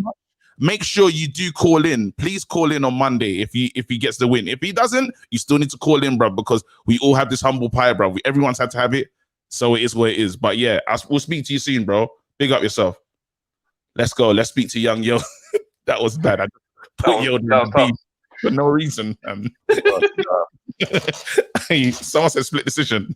Win for Mo. No. As a win. Easy win. Nah, David Hay of YouTube. That's hilarious. Mo. 9-3. No. Yoda, don't have it. Anyway, Yoda, what's on your mind, bro? What's on your mind, bro? Talk to us.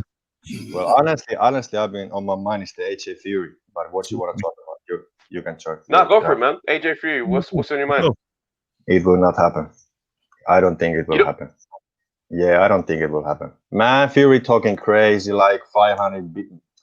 I don't think it will happen. I don't think it will happen. He knows what's coming. AJ is the real thing. They all been ducking AJ. Even Dillian White didn't want the rematch for a while because he know it's the real thing. I'm not saying AJ is the best heavyweight ever or nothing, but you're in a fight. Yeah. He's a gym rat too. He trains every day, getting better, and he's already a great fighter. Fury knows what's coming. He ain't no Otto Wallin. He ain't no Deontay Wilder either. He knows. It's and you know, but I can't believe that's not happening. There's too much money. There's too much money on the table to not take it. Yeah, but if you look Fury's life, he never cared about the money, bro. He almost killed himself. He had money like crazy. He don't care about the money. This is why I think like that. Some people are like that. They don't care about the money. I don't think he's like that. I don't think he's like that at all. Okay. I think that's a narrative that he spins us. Yeah, because if you didn't care about money, you wouldn't negotiate that crazy, would you? You just accept whatever's there. The money has always been an issue with Fury. All his antics, all his type of stuff is to create a bigger attraction. He is a very calculated individual. He knows how to spin a story too. Money is important to Fury. I can't accept that, but the rest of the stuff I can accept. Fury gonna walk away from what is the biggest play Fury has made? Maybe 7 million, something like that. Maybe 8 million. I don't think he has made over 10. Oh no! Yeah, but I just don't think he commands more than that. I don't think he commands crazy figures. Yeah, I heard his father saying something like 500 million. I was like, what? What? 500 million? He's on good drugs. He got better drugs than me. No, but this fight is so big that it sells like for fun. This fight is mega. We do need the public. COVID will have a big say if this fight happens. Without let's say actually it can still happen because they'll put it to Saudi Arabia. They've tried it before. It'll be a big shame if that fight is not in UK. Like, can you imagine having this needs to be in Wembley Stadium and sold out to heaven. This is a Wembley Stadium fight. I can't see Fury turning down the money that's available. And we're talking it's a 2-fight deal.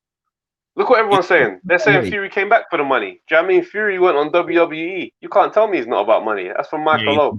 Yeah, maybe I'm wrong about the money. But I still don't think he wants to smoke. I don't. He don't want it. No way. He knows what's coming because he been talking like, oh, Deontay the best heavyweight ever, and he knows. Also, if Fury loses, you know what's coming. You know. If Fury loses to AJ, where does he? If he loses 2 fights in a row from AJ, where does he go from there? It's over, isn't it? The biggest thing in Fury's bro. It's never over. I'm telling you, the same way Ruiz has lost weight and he's on the comeback. He had a year out. Nah. 2 fights in a row at the level, It's you're not going to be number 1 again. Just think. So it's over. Let this sink in. Glenn is talking about coming back, bro. Glenn. Yeah. Glenn McCrory. When Fury is coming back, it's never over. These boxers, and the same way I thought it's over for Roy Jones. Yeah, when wait, hold on. You're saying that AJ will knock Fury into the exhibition division? I'm just saying they know this is the fight. This is the biggest fight. This is what they boxers come. This is why they step into this division for these moments. That's true. He's never gonna walk away from this. The only reason why this fight doesn't, there's no reason for this fight not to happen. Let's be honest. There is no. Someone show me the reason why this doesn't happen. What Fury was sitting home, and Fury's got an ego. Don't never believe Fury doesn't have an ego. Yeah. Fury saw AJ enjoying. Remember that's when lineal. He was like, wait, why is AJ enjoying? And I'm the lineal champion. Then he saw Deontay Wilder enjoying. He said, I need to be in this conversation because that's all we're talking about. We weren't even talking about Fury. Fury jumps back into the thing because Deontay Wilder and AJ can't agree because Deontay's running. Yeah. And you raised such a great point. Dylan didn't want the smoke, you know. Before the Ruiz fight happened, they did offer Dylan No, Dylan didn't want it under those conditions. Yeah, there was 7 weeks before fight. 7 weeks. If you think back, old school fighters, they had 2 weeks before fight. 7 weeks is full camp. I think. Yo, young Yoda, even though you lost your scrap, yeah, you came back. You done a madness just now, so we respect you, bro. Listen, thank you so much for being in the house. Thank you, man, and have a great year as well. We'll see you next week, man. Thank you, fam. Come on, big up. Great points, bro. Great points by him. Let's see. I've got Michael. Michael always been waiting for a minute still. Let's see if we can get him in the house. There you go. Boom. Michael, bro, you've been waiting, bro. Just wanted to honor that. Us, bro. On, I've been here. Yeah. I see you. All right. So I want to talk about Yarde. I want to talk about the Yarde interview. Let's do it.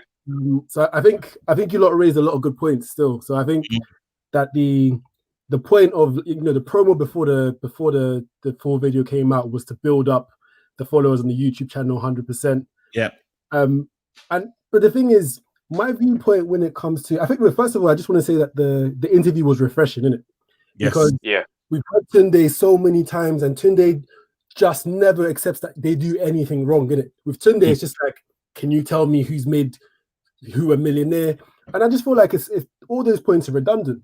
You know, who's to say that Yarde wouldn't be a millionaire if he had another trainer or another manager? There's no guarantees. Yarde's a talented fighter. You know, Frank Warren once said that even a monkey could have promoted AJ, because at the end of the day, AJ's talented. So it's not necessarily, his success is not necessarily going to be solely down to the promoter or the manager he had at the time. So I think that, you know, Tunde just needs to stop talking about that. And I think that the fact that Yarde at least admits that there were shortcomings in the camp, I think that was very refreshing. Yes. The challenge, though, I feel like Tunde doesn't have options other than Yarde. Like, basically, if you look at a lot of other promoters, you have promoters that train multiple fighters. So you have Virgil Hunter, and he's training Andre Ward, and he's training other fighters as well. Whereas with Tunde, he's literally just got Yarde. So I feel like, in as much as Tunde obviously wants the best for Yarde, I feel like him letting go completely is just not an option, because what's he gonna do? I really feel like over the years Tunde should have taken up the opportunity to train more. Well, he does. Hold on, no, but he does have another fighter. Bilal, was it Bilal? Bilal Ali?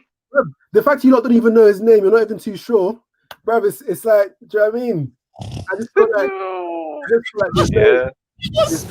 Wait. That was a mad counter punch that we both. Yeah, it was a big counter there. Big counter. He said big counter shot.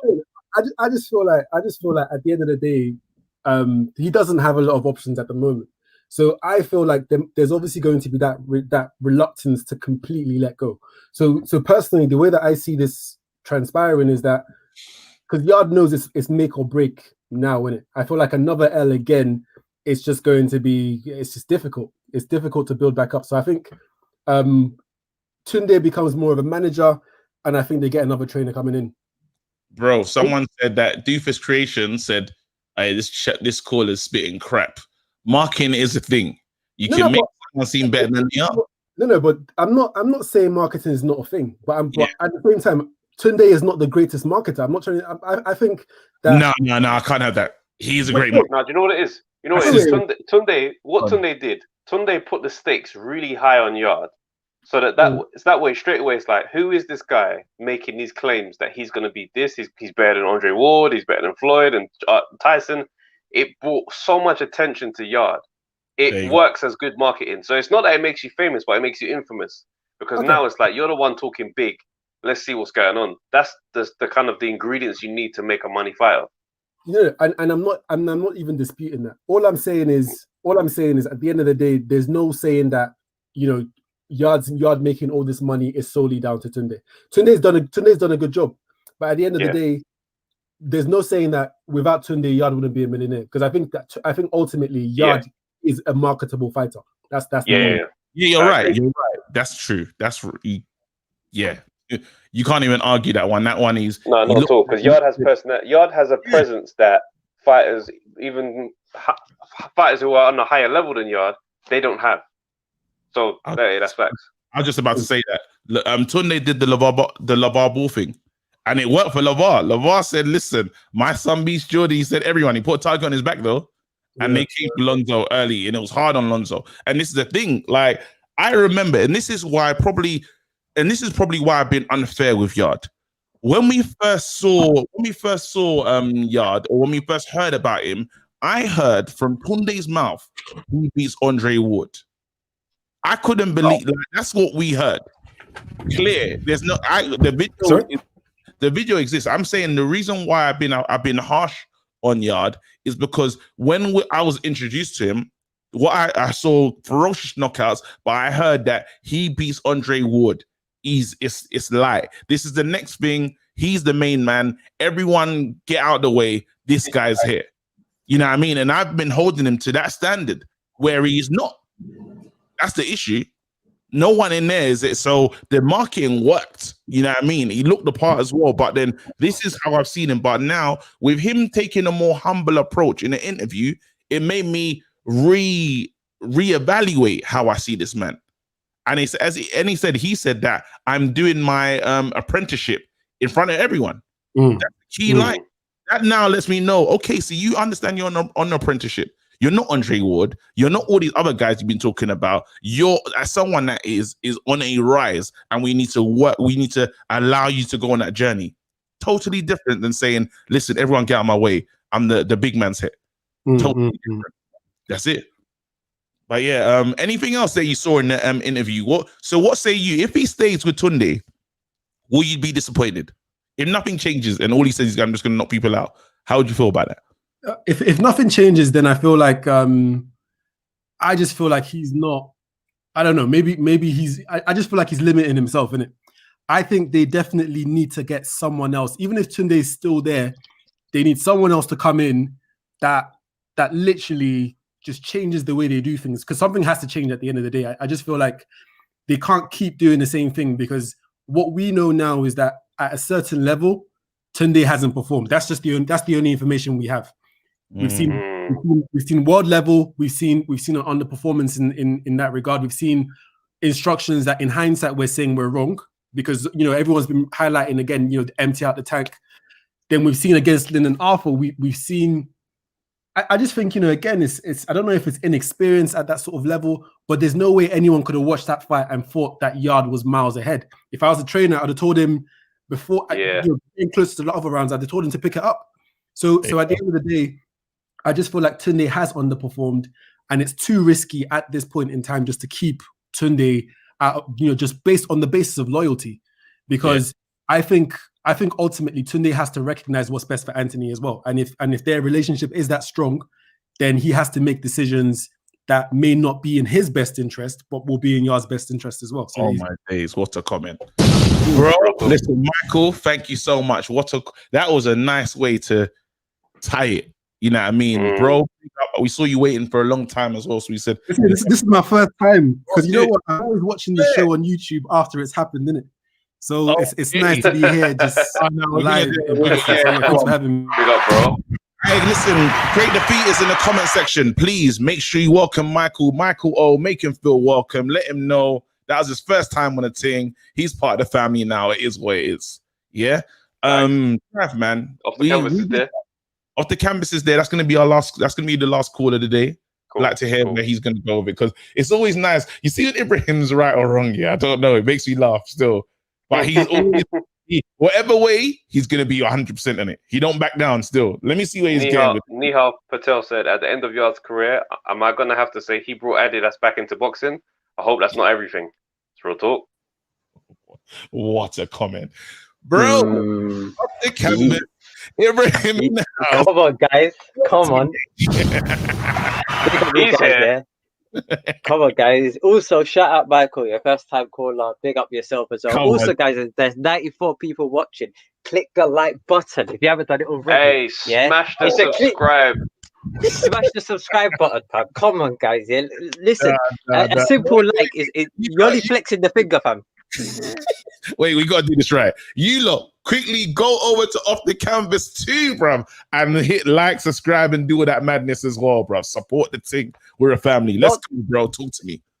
Yeah. Also, so big up October Red. I see her comment on the screen. Big up October Red as well. But let's get straight into this. So, I'm just going off like the description, right? So the Anthony Yarde interview, first and foremost, what I got from that is remember when he was talking about his amateur coach and his amateur training, he said that although he had one trainer, an elite trainer, he sometimes would add to that camp. So what I'm guessing is that him and his camp will come together and they will add to the camp. So maybe Tunde Ajayi and another trainer will be like co-trainers, and Tunde Ajayi will be more so on the management side as well.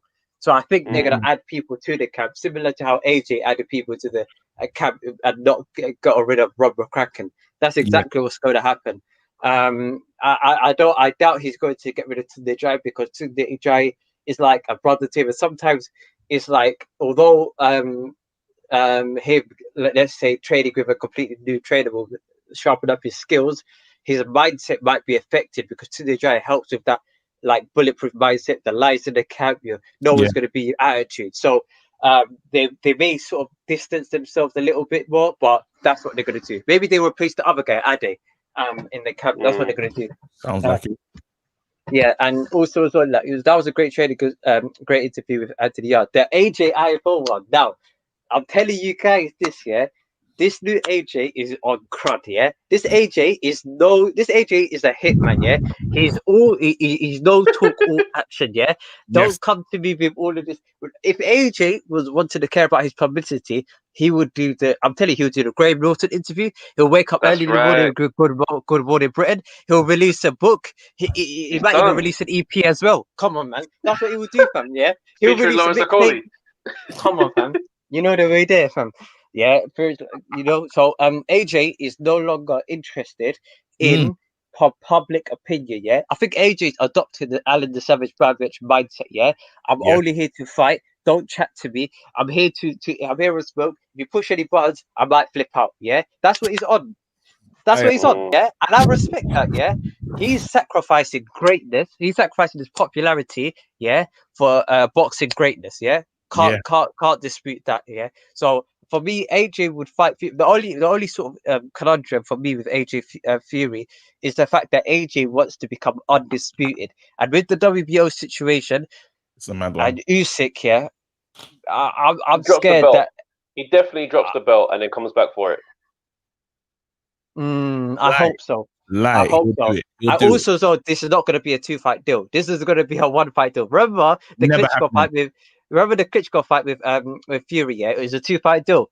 Have you seen the second fight yet? No, I haven't seen the second fight with Klitschko. It'll be a 2-fight deal, but whether or not it happens is another thing. Yeah, there you go. Fury's cutting. As soon as this happens, Fury's out of the sport. Simple. You don't want nothing goes. You're gonna go back to singing Christmas #1 singles, etc. But now Garcia Campbell. This is what I want to hear from you right now. Let's go. I'm feeling. You're lying. It's gone. The reason why I'm saying I'm feeling Dubois advising for Garcia, is because Dubois, like Garcia, had a lot of, like, with his professional career, he hadn't fought the top people. His promotion was gassing him up. We were hearing all the smoke. We were hearing this guy's going to be the next best thing. And he was facing against an older fighter, remember, instead of Joe Joyce, facing Luke Campbell, who Luke Campbell's old, like he's old, he's getting over the hill. This is his last chance at world time at that big weight. I remember what happened the other day. So all I'm saying is this year, like Luke Campbell, he's a very he is slight favorite, but something about Garcia, man. I don't know, man. It's like for me, it's the marketing, fam. It's the marketing that's getting to me. You know, the followers, all of them, the hype jobs. You know what it is, yeah? I don't know what's getting to me. Like, I understand some fighters can be hyped up and it'd be the social media era, but Golden Boy and them guys, they know what they're doing when they have a prospect coming up. Yeah, so they wouldn't put him in there if they did not think he could win. They know what they're doing with the matchmaking thing. Listen, I like what everyone's saying. I'm saying, I'm feeling Dubois vibes. It could be Dubois-ish. It could be Dubois-ish, fam. I trust Golden Boy know what they're doing. I think it's the perfect time for someone to have a decent name that's on his way out and get that on your CV. Trust me. But Travis, just because it's the perfect time doesn't mean he's going to win. The Dubois Joyce fight was technically, like on paper, potentially on the perfect time. Remember that? No, but that was. I hear what you're saying. I do hear what you're saying. You have a very valid point. But I feel like Garcia gets through him. Listen, at the end of the day, yeah, some people are gonna get flowers, some people are not. I've abstained from this one because I can't. I was literally, I've gone back. I've watched like 5 of their fights each year to just trying to work out who wins this fight, and they literally have weapons that can stop each other. I don't know.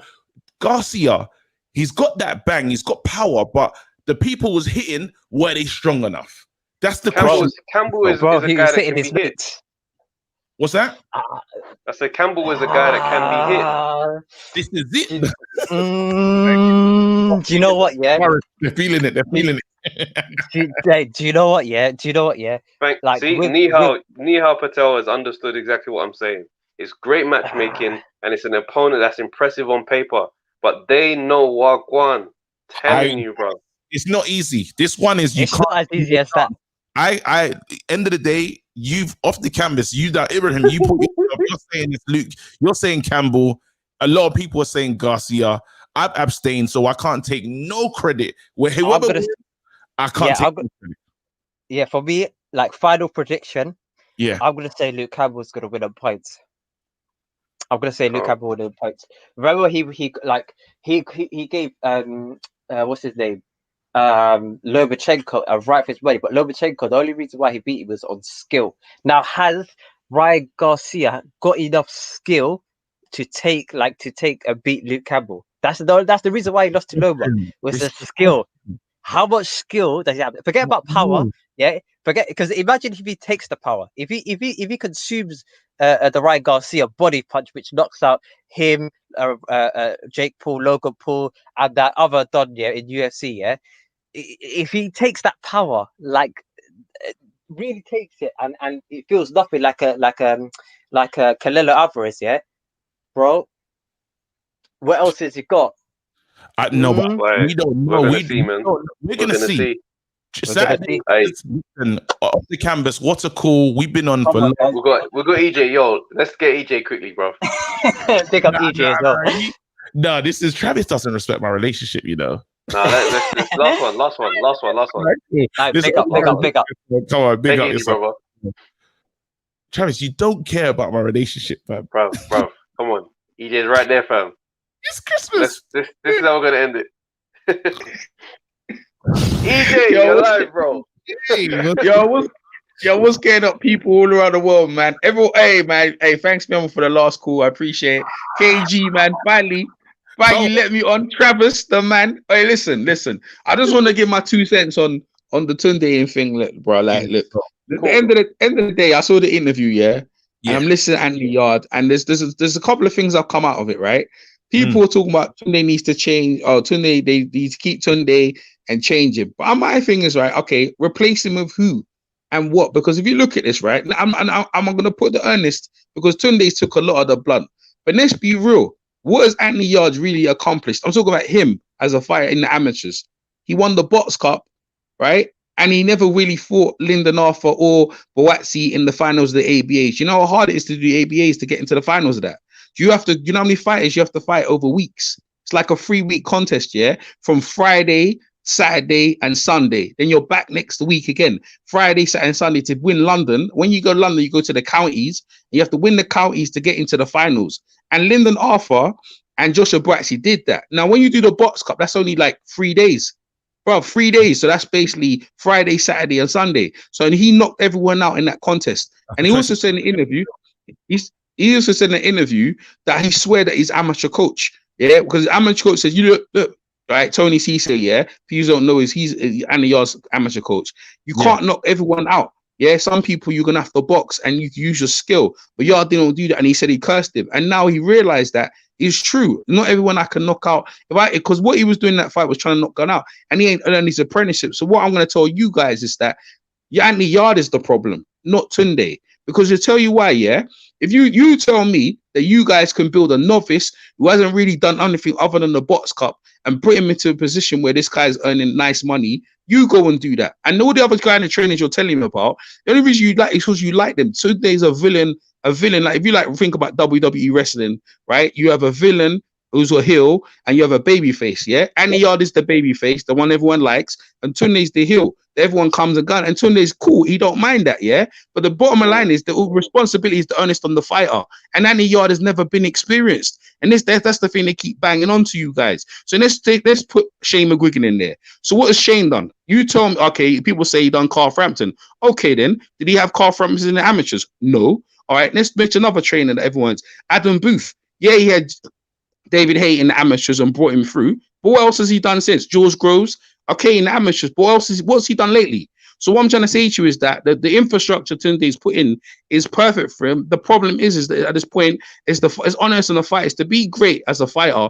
At some point, if you look at all the great Sugar Ray Leonard, all of them, it's honest on them to take it out of the trainer's hands and the fight and to take it to him. The onus is on Yard. Yard told you in the interview that he was too comfortable. He has everything in it. He has everything he wants. He's comfortable. And remember again, the fighter has to pay for the sparring. He has to do a lot of the fairness, is a lot on the fighter as well. So what I'm trying to say to you is that at some point, the kid hasn't gone through this learning stages that you normally go for an amateur that in the pros. So when he went in against Koloev, my man had no respect for Koloev. Is that Tunde's fault? Is that Tunde's fault? They had no respect for Koloev. That, bro, this guy's old. I'm just going to walk through his power. Because that's what Yard did.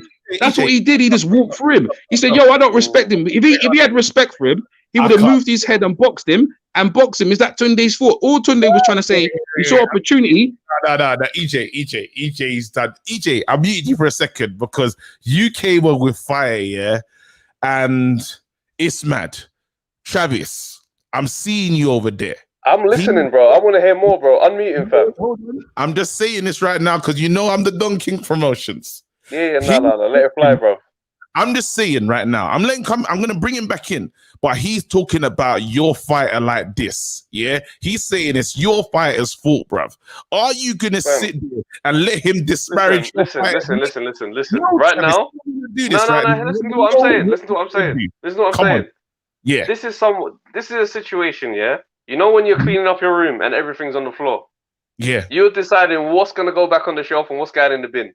Yeah. Okay. So when someone's coming and talking straight, now's the time to listen. okay. I want to hear what he's saying. Yeah, straight. I'm just saying, are you gonna back your brethren, fam? There's a famous. I'm listening. If there's something I feel needs to be said, I'll say it. But I'm listening. Okay, I'm gonna let him come back in the thing because he's still talking now. He don't even know he's on mute. Let's go. Nah, when you said you're on mute, I just stopped talking. I know this thing. I got my own StreamYard, bro. I know it. Go on. So listen. So what I'm trying to say to people listening and all over the world is that if let's say he goes with another fighter, right, and he gets to, let's say Yarde, he goes with another trainer, right, and I'm just gonna pull one out. Let's say he goes with Xavier Miller or someone else, right? Then he gets knocked out. How many times are we gonna keep blaming the trainer? When are we gonna look at the fighter and say, well, the fighter just hasn't got it? Maybe he's not that guy. You know what I'm trying to say to you? So I'm trying to say it's easy for everyone else to. And then another thing as well, I put another chart. Let's go back to Shane McGuigan, for example, or Adam Booth, right? Let's say he goes with them and he gets knocked out. Then you tell me what's going on there. When are you going to finally say, well, boy, maybe it's the fighter? You guys, people dislike Tunde in such a way, but they don't realize he's taking. I think he's taking all the bullets. I do hear what you're saying about him taking all the bullets. Yeah. Yeah. But Yarde is you can see that Yarde is a very obedient fighter. Do you know what I mean? Why would you say that? Well, if you watch the Alpha fight, he didn't go for him until the final round. Do you know what I mean? When what was it? Go for it. Okay. What was the instructions from the start of the fight from Tunde? I can't even remember. Exactly. So, because the instructions were, it's the straight. Remember, they was talking about they're going to go for the knockout. So why did that's what Yarde said. So what was that? That must have been the game plan from time. So why was he doing it? The reason why is because when he felt the jab, the ghost came back from the Kolar thing, and he didn't like what he felt. Because that's the realism, was it? What happened in the Kolar thing it's a what's it called again? A backlog, of what's happened to him in that fight, and it's affected him and Tunde in this fight. That's what's happened in that fight, and that's what I'm trying to say to you. Like, if you look at any boxing, when they go through such a thing, what he went through was horrid. And I'm gonna be honest with you. Yeah. He only won one round in that fight, and the one round he nearly got the guy out of there, but he didn't have nothing else in there, right? And Tunde emptied it, and then he got stopped. And he's never done that. He has to do with losing. He has to do with being beat up the whole round. And then when he goes in and gets another guy with the same jab, he ain't got over it, and Tunde ain't got over it. So they're trying to deal with things as it comes to the matter. So what I'm trying to say to you, at some point, people need to take time. People need to take time and stop going like they're geniuses and look at the matter. Maybe they're not good enough as a team. And real talk, maybe they should stay together and let the ship go. Go down with the Titanic. Man should go down with the Titanic. I hear what you're saying, but the reason why people turn to Tunde is that as the trainer and the one guiding the game plan, you should at least know and be able to identify what's wrong and have a resolution. Now, I'm not saying that Tunde should be the one to go and get him out of here. I'm not necessarily championing that narrative, but my whole thing is, if he doesn't seem like there is a problem, like when you ask him what's wrong and he doesn't acknowledge that there is an issue to resolve, that's a bad issue. Like, people are refreshed by the fact that Yarde has come into the interview and said that I don't think it was a robbery. It was a close fight. I'm not contesting it, and I apologize for using robbery. That shows a certain level of clarity now that you've watched it back, as opposed to an emotional response. So that shows that, okay, there's not delusion going on there. There's something happening. Do you understand? Whereas if Tunde is saying there's no issue, there's nothing wrong, we're just doing what we're doing, lines in the camp, that makes people think that there's a problem fundamentally with the team. But listen to this. So Yarde had time to reflect, but I'm going to go by what he said after the fight, because that's what he really meant. He thought he won the fight, and there was not a problem. He thought he won on the scorecards, right? So now he's a day to reflect, and maybe some backlashes come back. And remember, it's public perception. And boy, you don't want to drive away the public because they're the one buying the ticket. So maybe it's my best interest to do. And he went on his own channel. He could have went on Tunde's channel, Stamina for Sale, and other platforms. But he went on his own channel with another guy and put his place in, because he's putting himself, because he understands that I need public demand. These are the ones buying the tickets, and how he's been advised. So it's public perception. What I'm trying to say is Tunde, and then you mentioned the Andre Ward thing, has cultivated an image to get his fire attention, good or bad, to make us lot think, well, boy, this guy thinks he's going like he's next Mayweather, as better than Andre Ward. We want to see it. Let's see it. And now they're failing at that goal, which, it's a lofty goal to go for. Then naturally we all probably think that. Now we're like, well, he needs to get rid of Tunde. It's the same thing. We look at the situation, they're very parallel between Eubank Jr. and the dad. How many times will they say he needs to get off the dad? That he needs to get away from his dad. Every minute, get away from his dad. But his dad's like, yo, the dads are saying, look, me and my son are going to be as successful as they're going to be. And he's another one. He was in the box cup as well. And I think he won that as well. And that's all he ever done. But his dad's name was where we to get him to the position. And he done. You see what I'm saying? So if you look at these parallels, and people think they're geniuses, they're coming in and saying they need to get rid of this stuff. But I'm going to tell you right now, Tunde is not the problem. Tunde is not the problem. The problem was, is the game plan was the problem. Entirely their game plan. And that's where I think they should take responsibility. Because I'll tell you what, if they won both the fights, the Colin fight and they won the freaking Linden fight, probably wouldn't happen, He'd be defending his world belt. Everyone will be looking at this guy's a genius, Tunde. You know what I'm trying to say? But you know the thing about boxing, you lose a couple of fights now, and we need to kick the can and we need to change everything. And I'm like this, right? Tunde and Yarde are good for boxing, and people need to explain. Yeah, the thing is, they're good for they are good for boxing. But what my thing is, when you have 2 losses in a similar fashion, you assess every single part of your process. So if you are the trainer and you're guiding the ship, you're going to be the one who feels the brunt of the criticism. So I don't think that people are just targeting Tunde. It's not a personal thing. Do you know what I mean? Like, people are proud of it. People who support Yarde are criticizing the process because they want the results to be different. Do you know what I mean? Like, I'm a Yarde fan. I want Yarde to win. I want Yarde to win every time he fights. So I understand that now. Yeah, but I understand that. But what I'm trying to say to you, I'm gonna be honest with you. Maybe they're not good enough.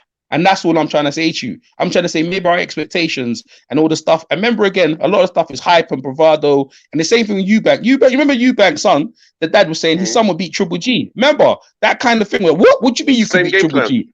Yeah, exactly. Yeah. So that's what I'm trying to say. What I'm trying to say, they've put their expectations up to a level, and they're not achieving it. So what do they expect? What do they expect? So now they've come down. The difference though with Eubank and Yarde is that I think people look at Yarde as someone who has the ingredients to get to that top level, whereas I don't think people all feel like that about Eubank Jr. right now. I tell you what, mate, against the Billy Joe Saunders, bruv, the odds were pretty good, and even the James DeGale fight, because he built himself back, and they believed it again. But listen, what I'm trying to say to you, and this goes again, but about the amateur experience, which people might not knock.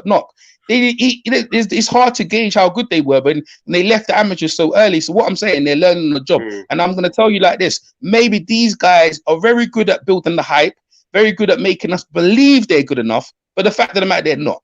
And that's all. That's all I can leave it with, right? And that's the realism. And I think sometimes, if you look at Tunde and Yarde, it's the fun and games are over now. It's all serious now. You're losing. You're getting in a situation where people want to change it. But I'll tell you what, I don't care who they bring in there.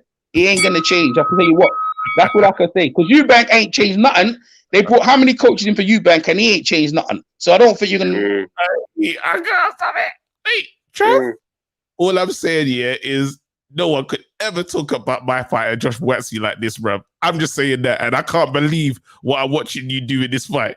All I'm saying is, people saying stay in there. It's nuts. Man's having a real conversation, bro. This is a real convo, bro. You're playing games. You're in the real fight. You're in the real fight. I couldn't. No, because at the end of the day, people are looking for. People are trying to find out the best way to go forward. Do you know what I mean? So it's not a case of defending, oh, you said this, you said that. Making some good points. These are things that need to be addressed. Bro, and that's why it's like, when people are talking about coming for Tunde, it's like, no, we have a relationship with Tunde. Do you know what I mean? But no one should be above reproach. So that's why I'm like, if it means that he is, whatever change needs to be made, the change needs to be made. It's not a personal thing. And it's clear that Yarde is on that ledge himself. So that's why I'm like, it's about results. It's solely about results. Travis is officially over. 2-1. He's left this one on his back. Travis, do you know what you did? You're like Drake when he put out a statement after he heard the thing from Thingy, Pusha T, bro.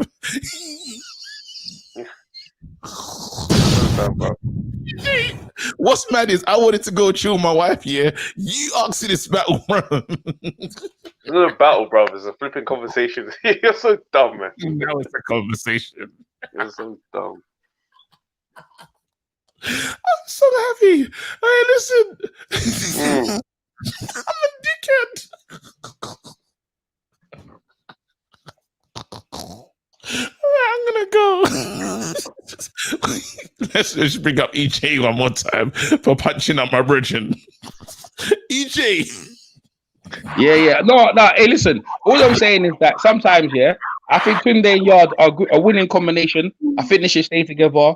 And you know what? If they're gonna go down, they should go down with the Titanic. That's what I believe. The same way Eubank and his dad are not going nowhere. Tunde and they ain't going nowhere. I know he's come out and said maybe they changes, but the bottom line is that Tunde has done everything sacrifices for him, done everything for him, and I think end of the day, Tunde earns the right for them to have another chap at the cherry and let them go forward. And that's the one thing. But I big up for everyone. Let me come on. Hold on. Let me ask you one thing. Do you believe that Tunde is the trainer to guide Yarde to a world title? I tell you like this, right? that light heavyweight division in the top 10 is one of the most hardest divisions ever. But there's some guys up there maybe you can pick. But if they're gonna pick right, that Joe Smith Jr., they could probably beat him. That would be a good fight. And there's some other guys, but Bertby, even Bivol, forget that, bruv. You see how much amateurs? No, forget them things there. That's what you got to leave alone. The Callum Johnson fight, I'm not too sure if that's a good one, but you know that's what I look at. You got the Craig. Yard can't beat Craig Richards. That'd be a good fight for him. So you're talking about a world title. Boy, time will tell. But I believe Tunde is the guy to take him where he needs to go. I believe Tunde sits down and Tunde has to reevaluate himself, and then Yard as well. And they come because you see Yard now. He's come up with like, no, I've had enough now. I'm just gonna knock out every man. I'm not playing around because again, this is my analogy. It's hard for a fight to come out. It's hard for a fight to come out of silk sheets and run road work. Yeah, when they're rich, Yard has got sponsors, endorsements, and he's doing well. I hear that. And you can see winning is still important to him, though. Like there's a comment. No, I know that, but you see the thing. Because if Lennox stayed with his trainer. We wouldn't have known Lennox. No, but he got no. But what I'm saying to you is Lennox really at that point, Manny Osteo was available, and they clipped because they had good amateur thing. But what I'm trying to tell you is this: they got to a point with Tunde where they're overlooking, underestimating, and disrespecting the competition. Now, when you stop doing that and you go back to ground zero, say no, we're not taking no shortcuts. Tunde is he's got a very knowledgeable team around him when he wants to pull it around. But at some point, they're overlooking stuff, you know what I mean? You got to show more respect for your fellow people you're fighting and go in there. That's what you can't be talking that now. So let's see what they're gonna do. But I feel that I feel honestly they should just stay together and let's see where it goes. Because I'll tell you, the journey between Tunde thing is just one of them ones there. It's like must watch TV. I can't keep my eyes off it. Anything they do, everyone's talking about them. So let's split them now. It's like a divorce now. You can see they're not gonna. How are they gonna get? It's just man. It's a heartbreak thing. No, I don't want to hear that. They should turn this ship around and they turn the ship around and they kill all the critics. They could do that. But if you're talking about a world title, what you're saying, but I'm not someone who believes that you do the same thing over and over again, trying to seek out different results.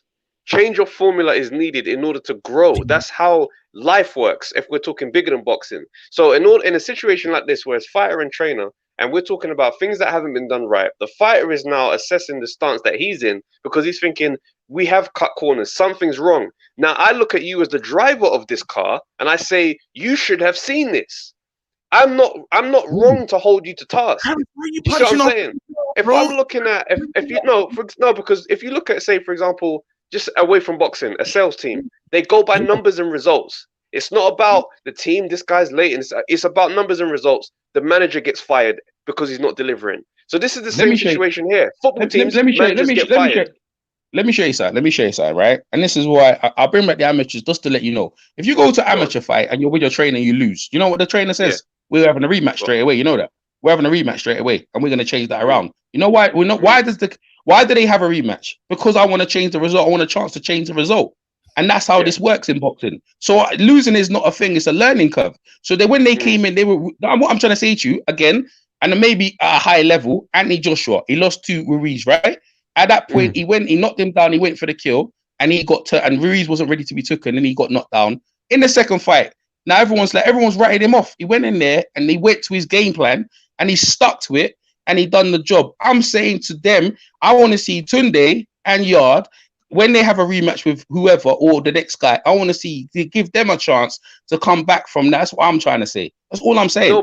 This is not in boxing. This is how boxing works, right? It's not only when you're winning. I want to see how you come back, and I want Tunde has earned the right to come back to do that. That's all I'm saying. You have to look at it like this, though. The Kovalev fight and the Lyndon Arthur fight had the same ingredients of defeat. So now we're looking at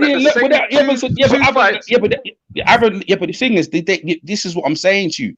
In them ingredients, overlooking over thingy. That's what I'm trying to say to you. Like at some point they never learn from them to fight, but at this point they're down. It's like the last gun saloon. If they're not going to learn from it, if they go into a next fight with a guy with a jab and you ain't basically mastered that, then I guess so. But I think they've earned the right to do that. That's my opinion. No, but my thing is this. Why do you say they've earned the right to go again when we've seen it twice? After the first one, you have to know in the camp, this is an area of weakness that needs to be addressed. So that mistake shouldn't happen twice. I told look, let's pull it right. Let's look things in context, yeah. In Sergio Kolev, he only won 1 round. In this fight, it was much closer. And if Yarde started earlier, this would have been a different result. Isn't that right? So you don't think after that performance, he ain't got the right. You know, in my opinion, I'm gonna tell you right now. I'm gonna put it right now. If they go into the fight, if they go into the rematch right now, I'm putting my money on Andy Yarde to beat Lyndon Arthur. I'll tell you that for free. I'll tell you that for free right now. You know why? Because I tell you what, yeah, I would. I'll put it on him because you know why you started in the last round. If he starts that way the way he started the last round, and he starts this fight, Yarde wins that fight. It's up for it'll be uncomfortable. Lyndon, who's a comfortable guy, liking work about. Yarde gets past that. He broke his rib. He broke his rib with 1 punch, right? And I'm trying to say to you that it was a closer fight. But with this situation here, Arthur is not the main concern. We're thinking beyond Arthur. So if these are the problems that we're having here, what is next? Getting through Arthur is not the be-all and end-all of the problem. No, but this is what I'm trying to say about the learning curve. This is what I'm trying to tell you, Shabbos. This is what you learn. If he can get past what he was doing, get past the jab with Lyndon, then he knows the game plan to get past other. That's why I said the kid's still learning on the job. This is what I'm trying to tell you. When he didn't have them amateur experiences and the guys he was fighting, that's why Tunde put him in them guys there. He's learning on the job. And I'm trying to say the expectations, what was put on him, they were unreal. I'm trying to say to you, you have to bring it down and see what's really there. That kid is still basically green. That's what I'm trying to tell you. He's still green. And that's what it is. I gotta call it. I'm done. Because I will come out when this is all said and done, and I'm smiling, grinning teeth. I come out like, babes, it was live. She's like, I thought it was not. Hey, listen, I just put my perspective, you know. But in the day, you know what? Big up to Travis. Big up to KG. Combo, always undefeated. It gives something. Hey, food for thought. Hey, listen, bro. Big up the show. I love coming over, and always subscribe if you haven't already. And I'm EJ Boxing Live. Thanks for letting me come over, guys. Don't do that. Just you lot go on EJ because he's real in this thing and he knows his boxing. You know, as soon as you can, go and follow him immediately, man. Thank you so much. It's mad, man. I was so conflicted watching my brethren get punched up. Then you, after the bell, you was like, no. I activated the rematch clause. I said, no. Let's start this back over. No, it's a good conversation, bro. It's a good combo. I know he's an intelligent guy. That's why I was like, I want to.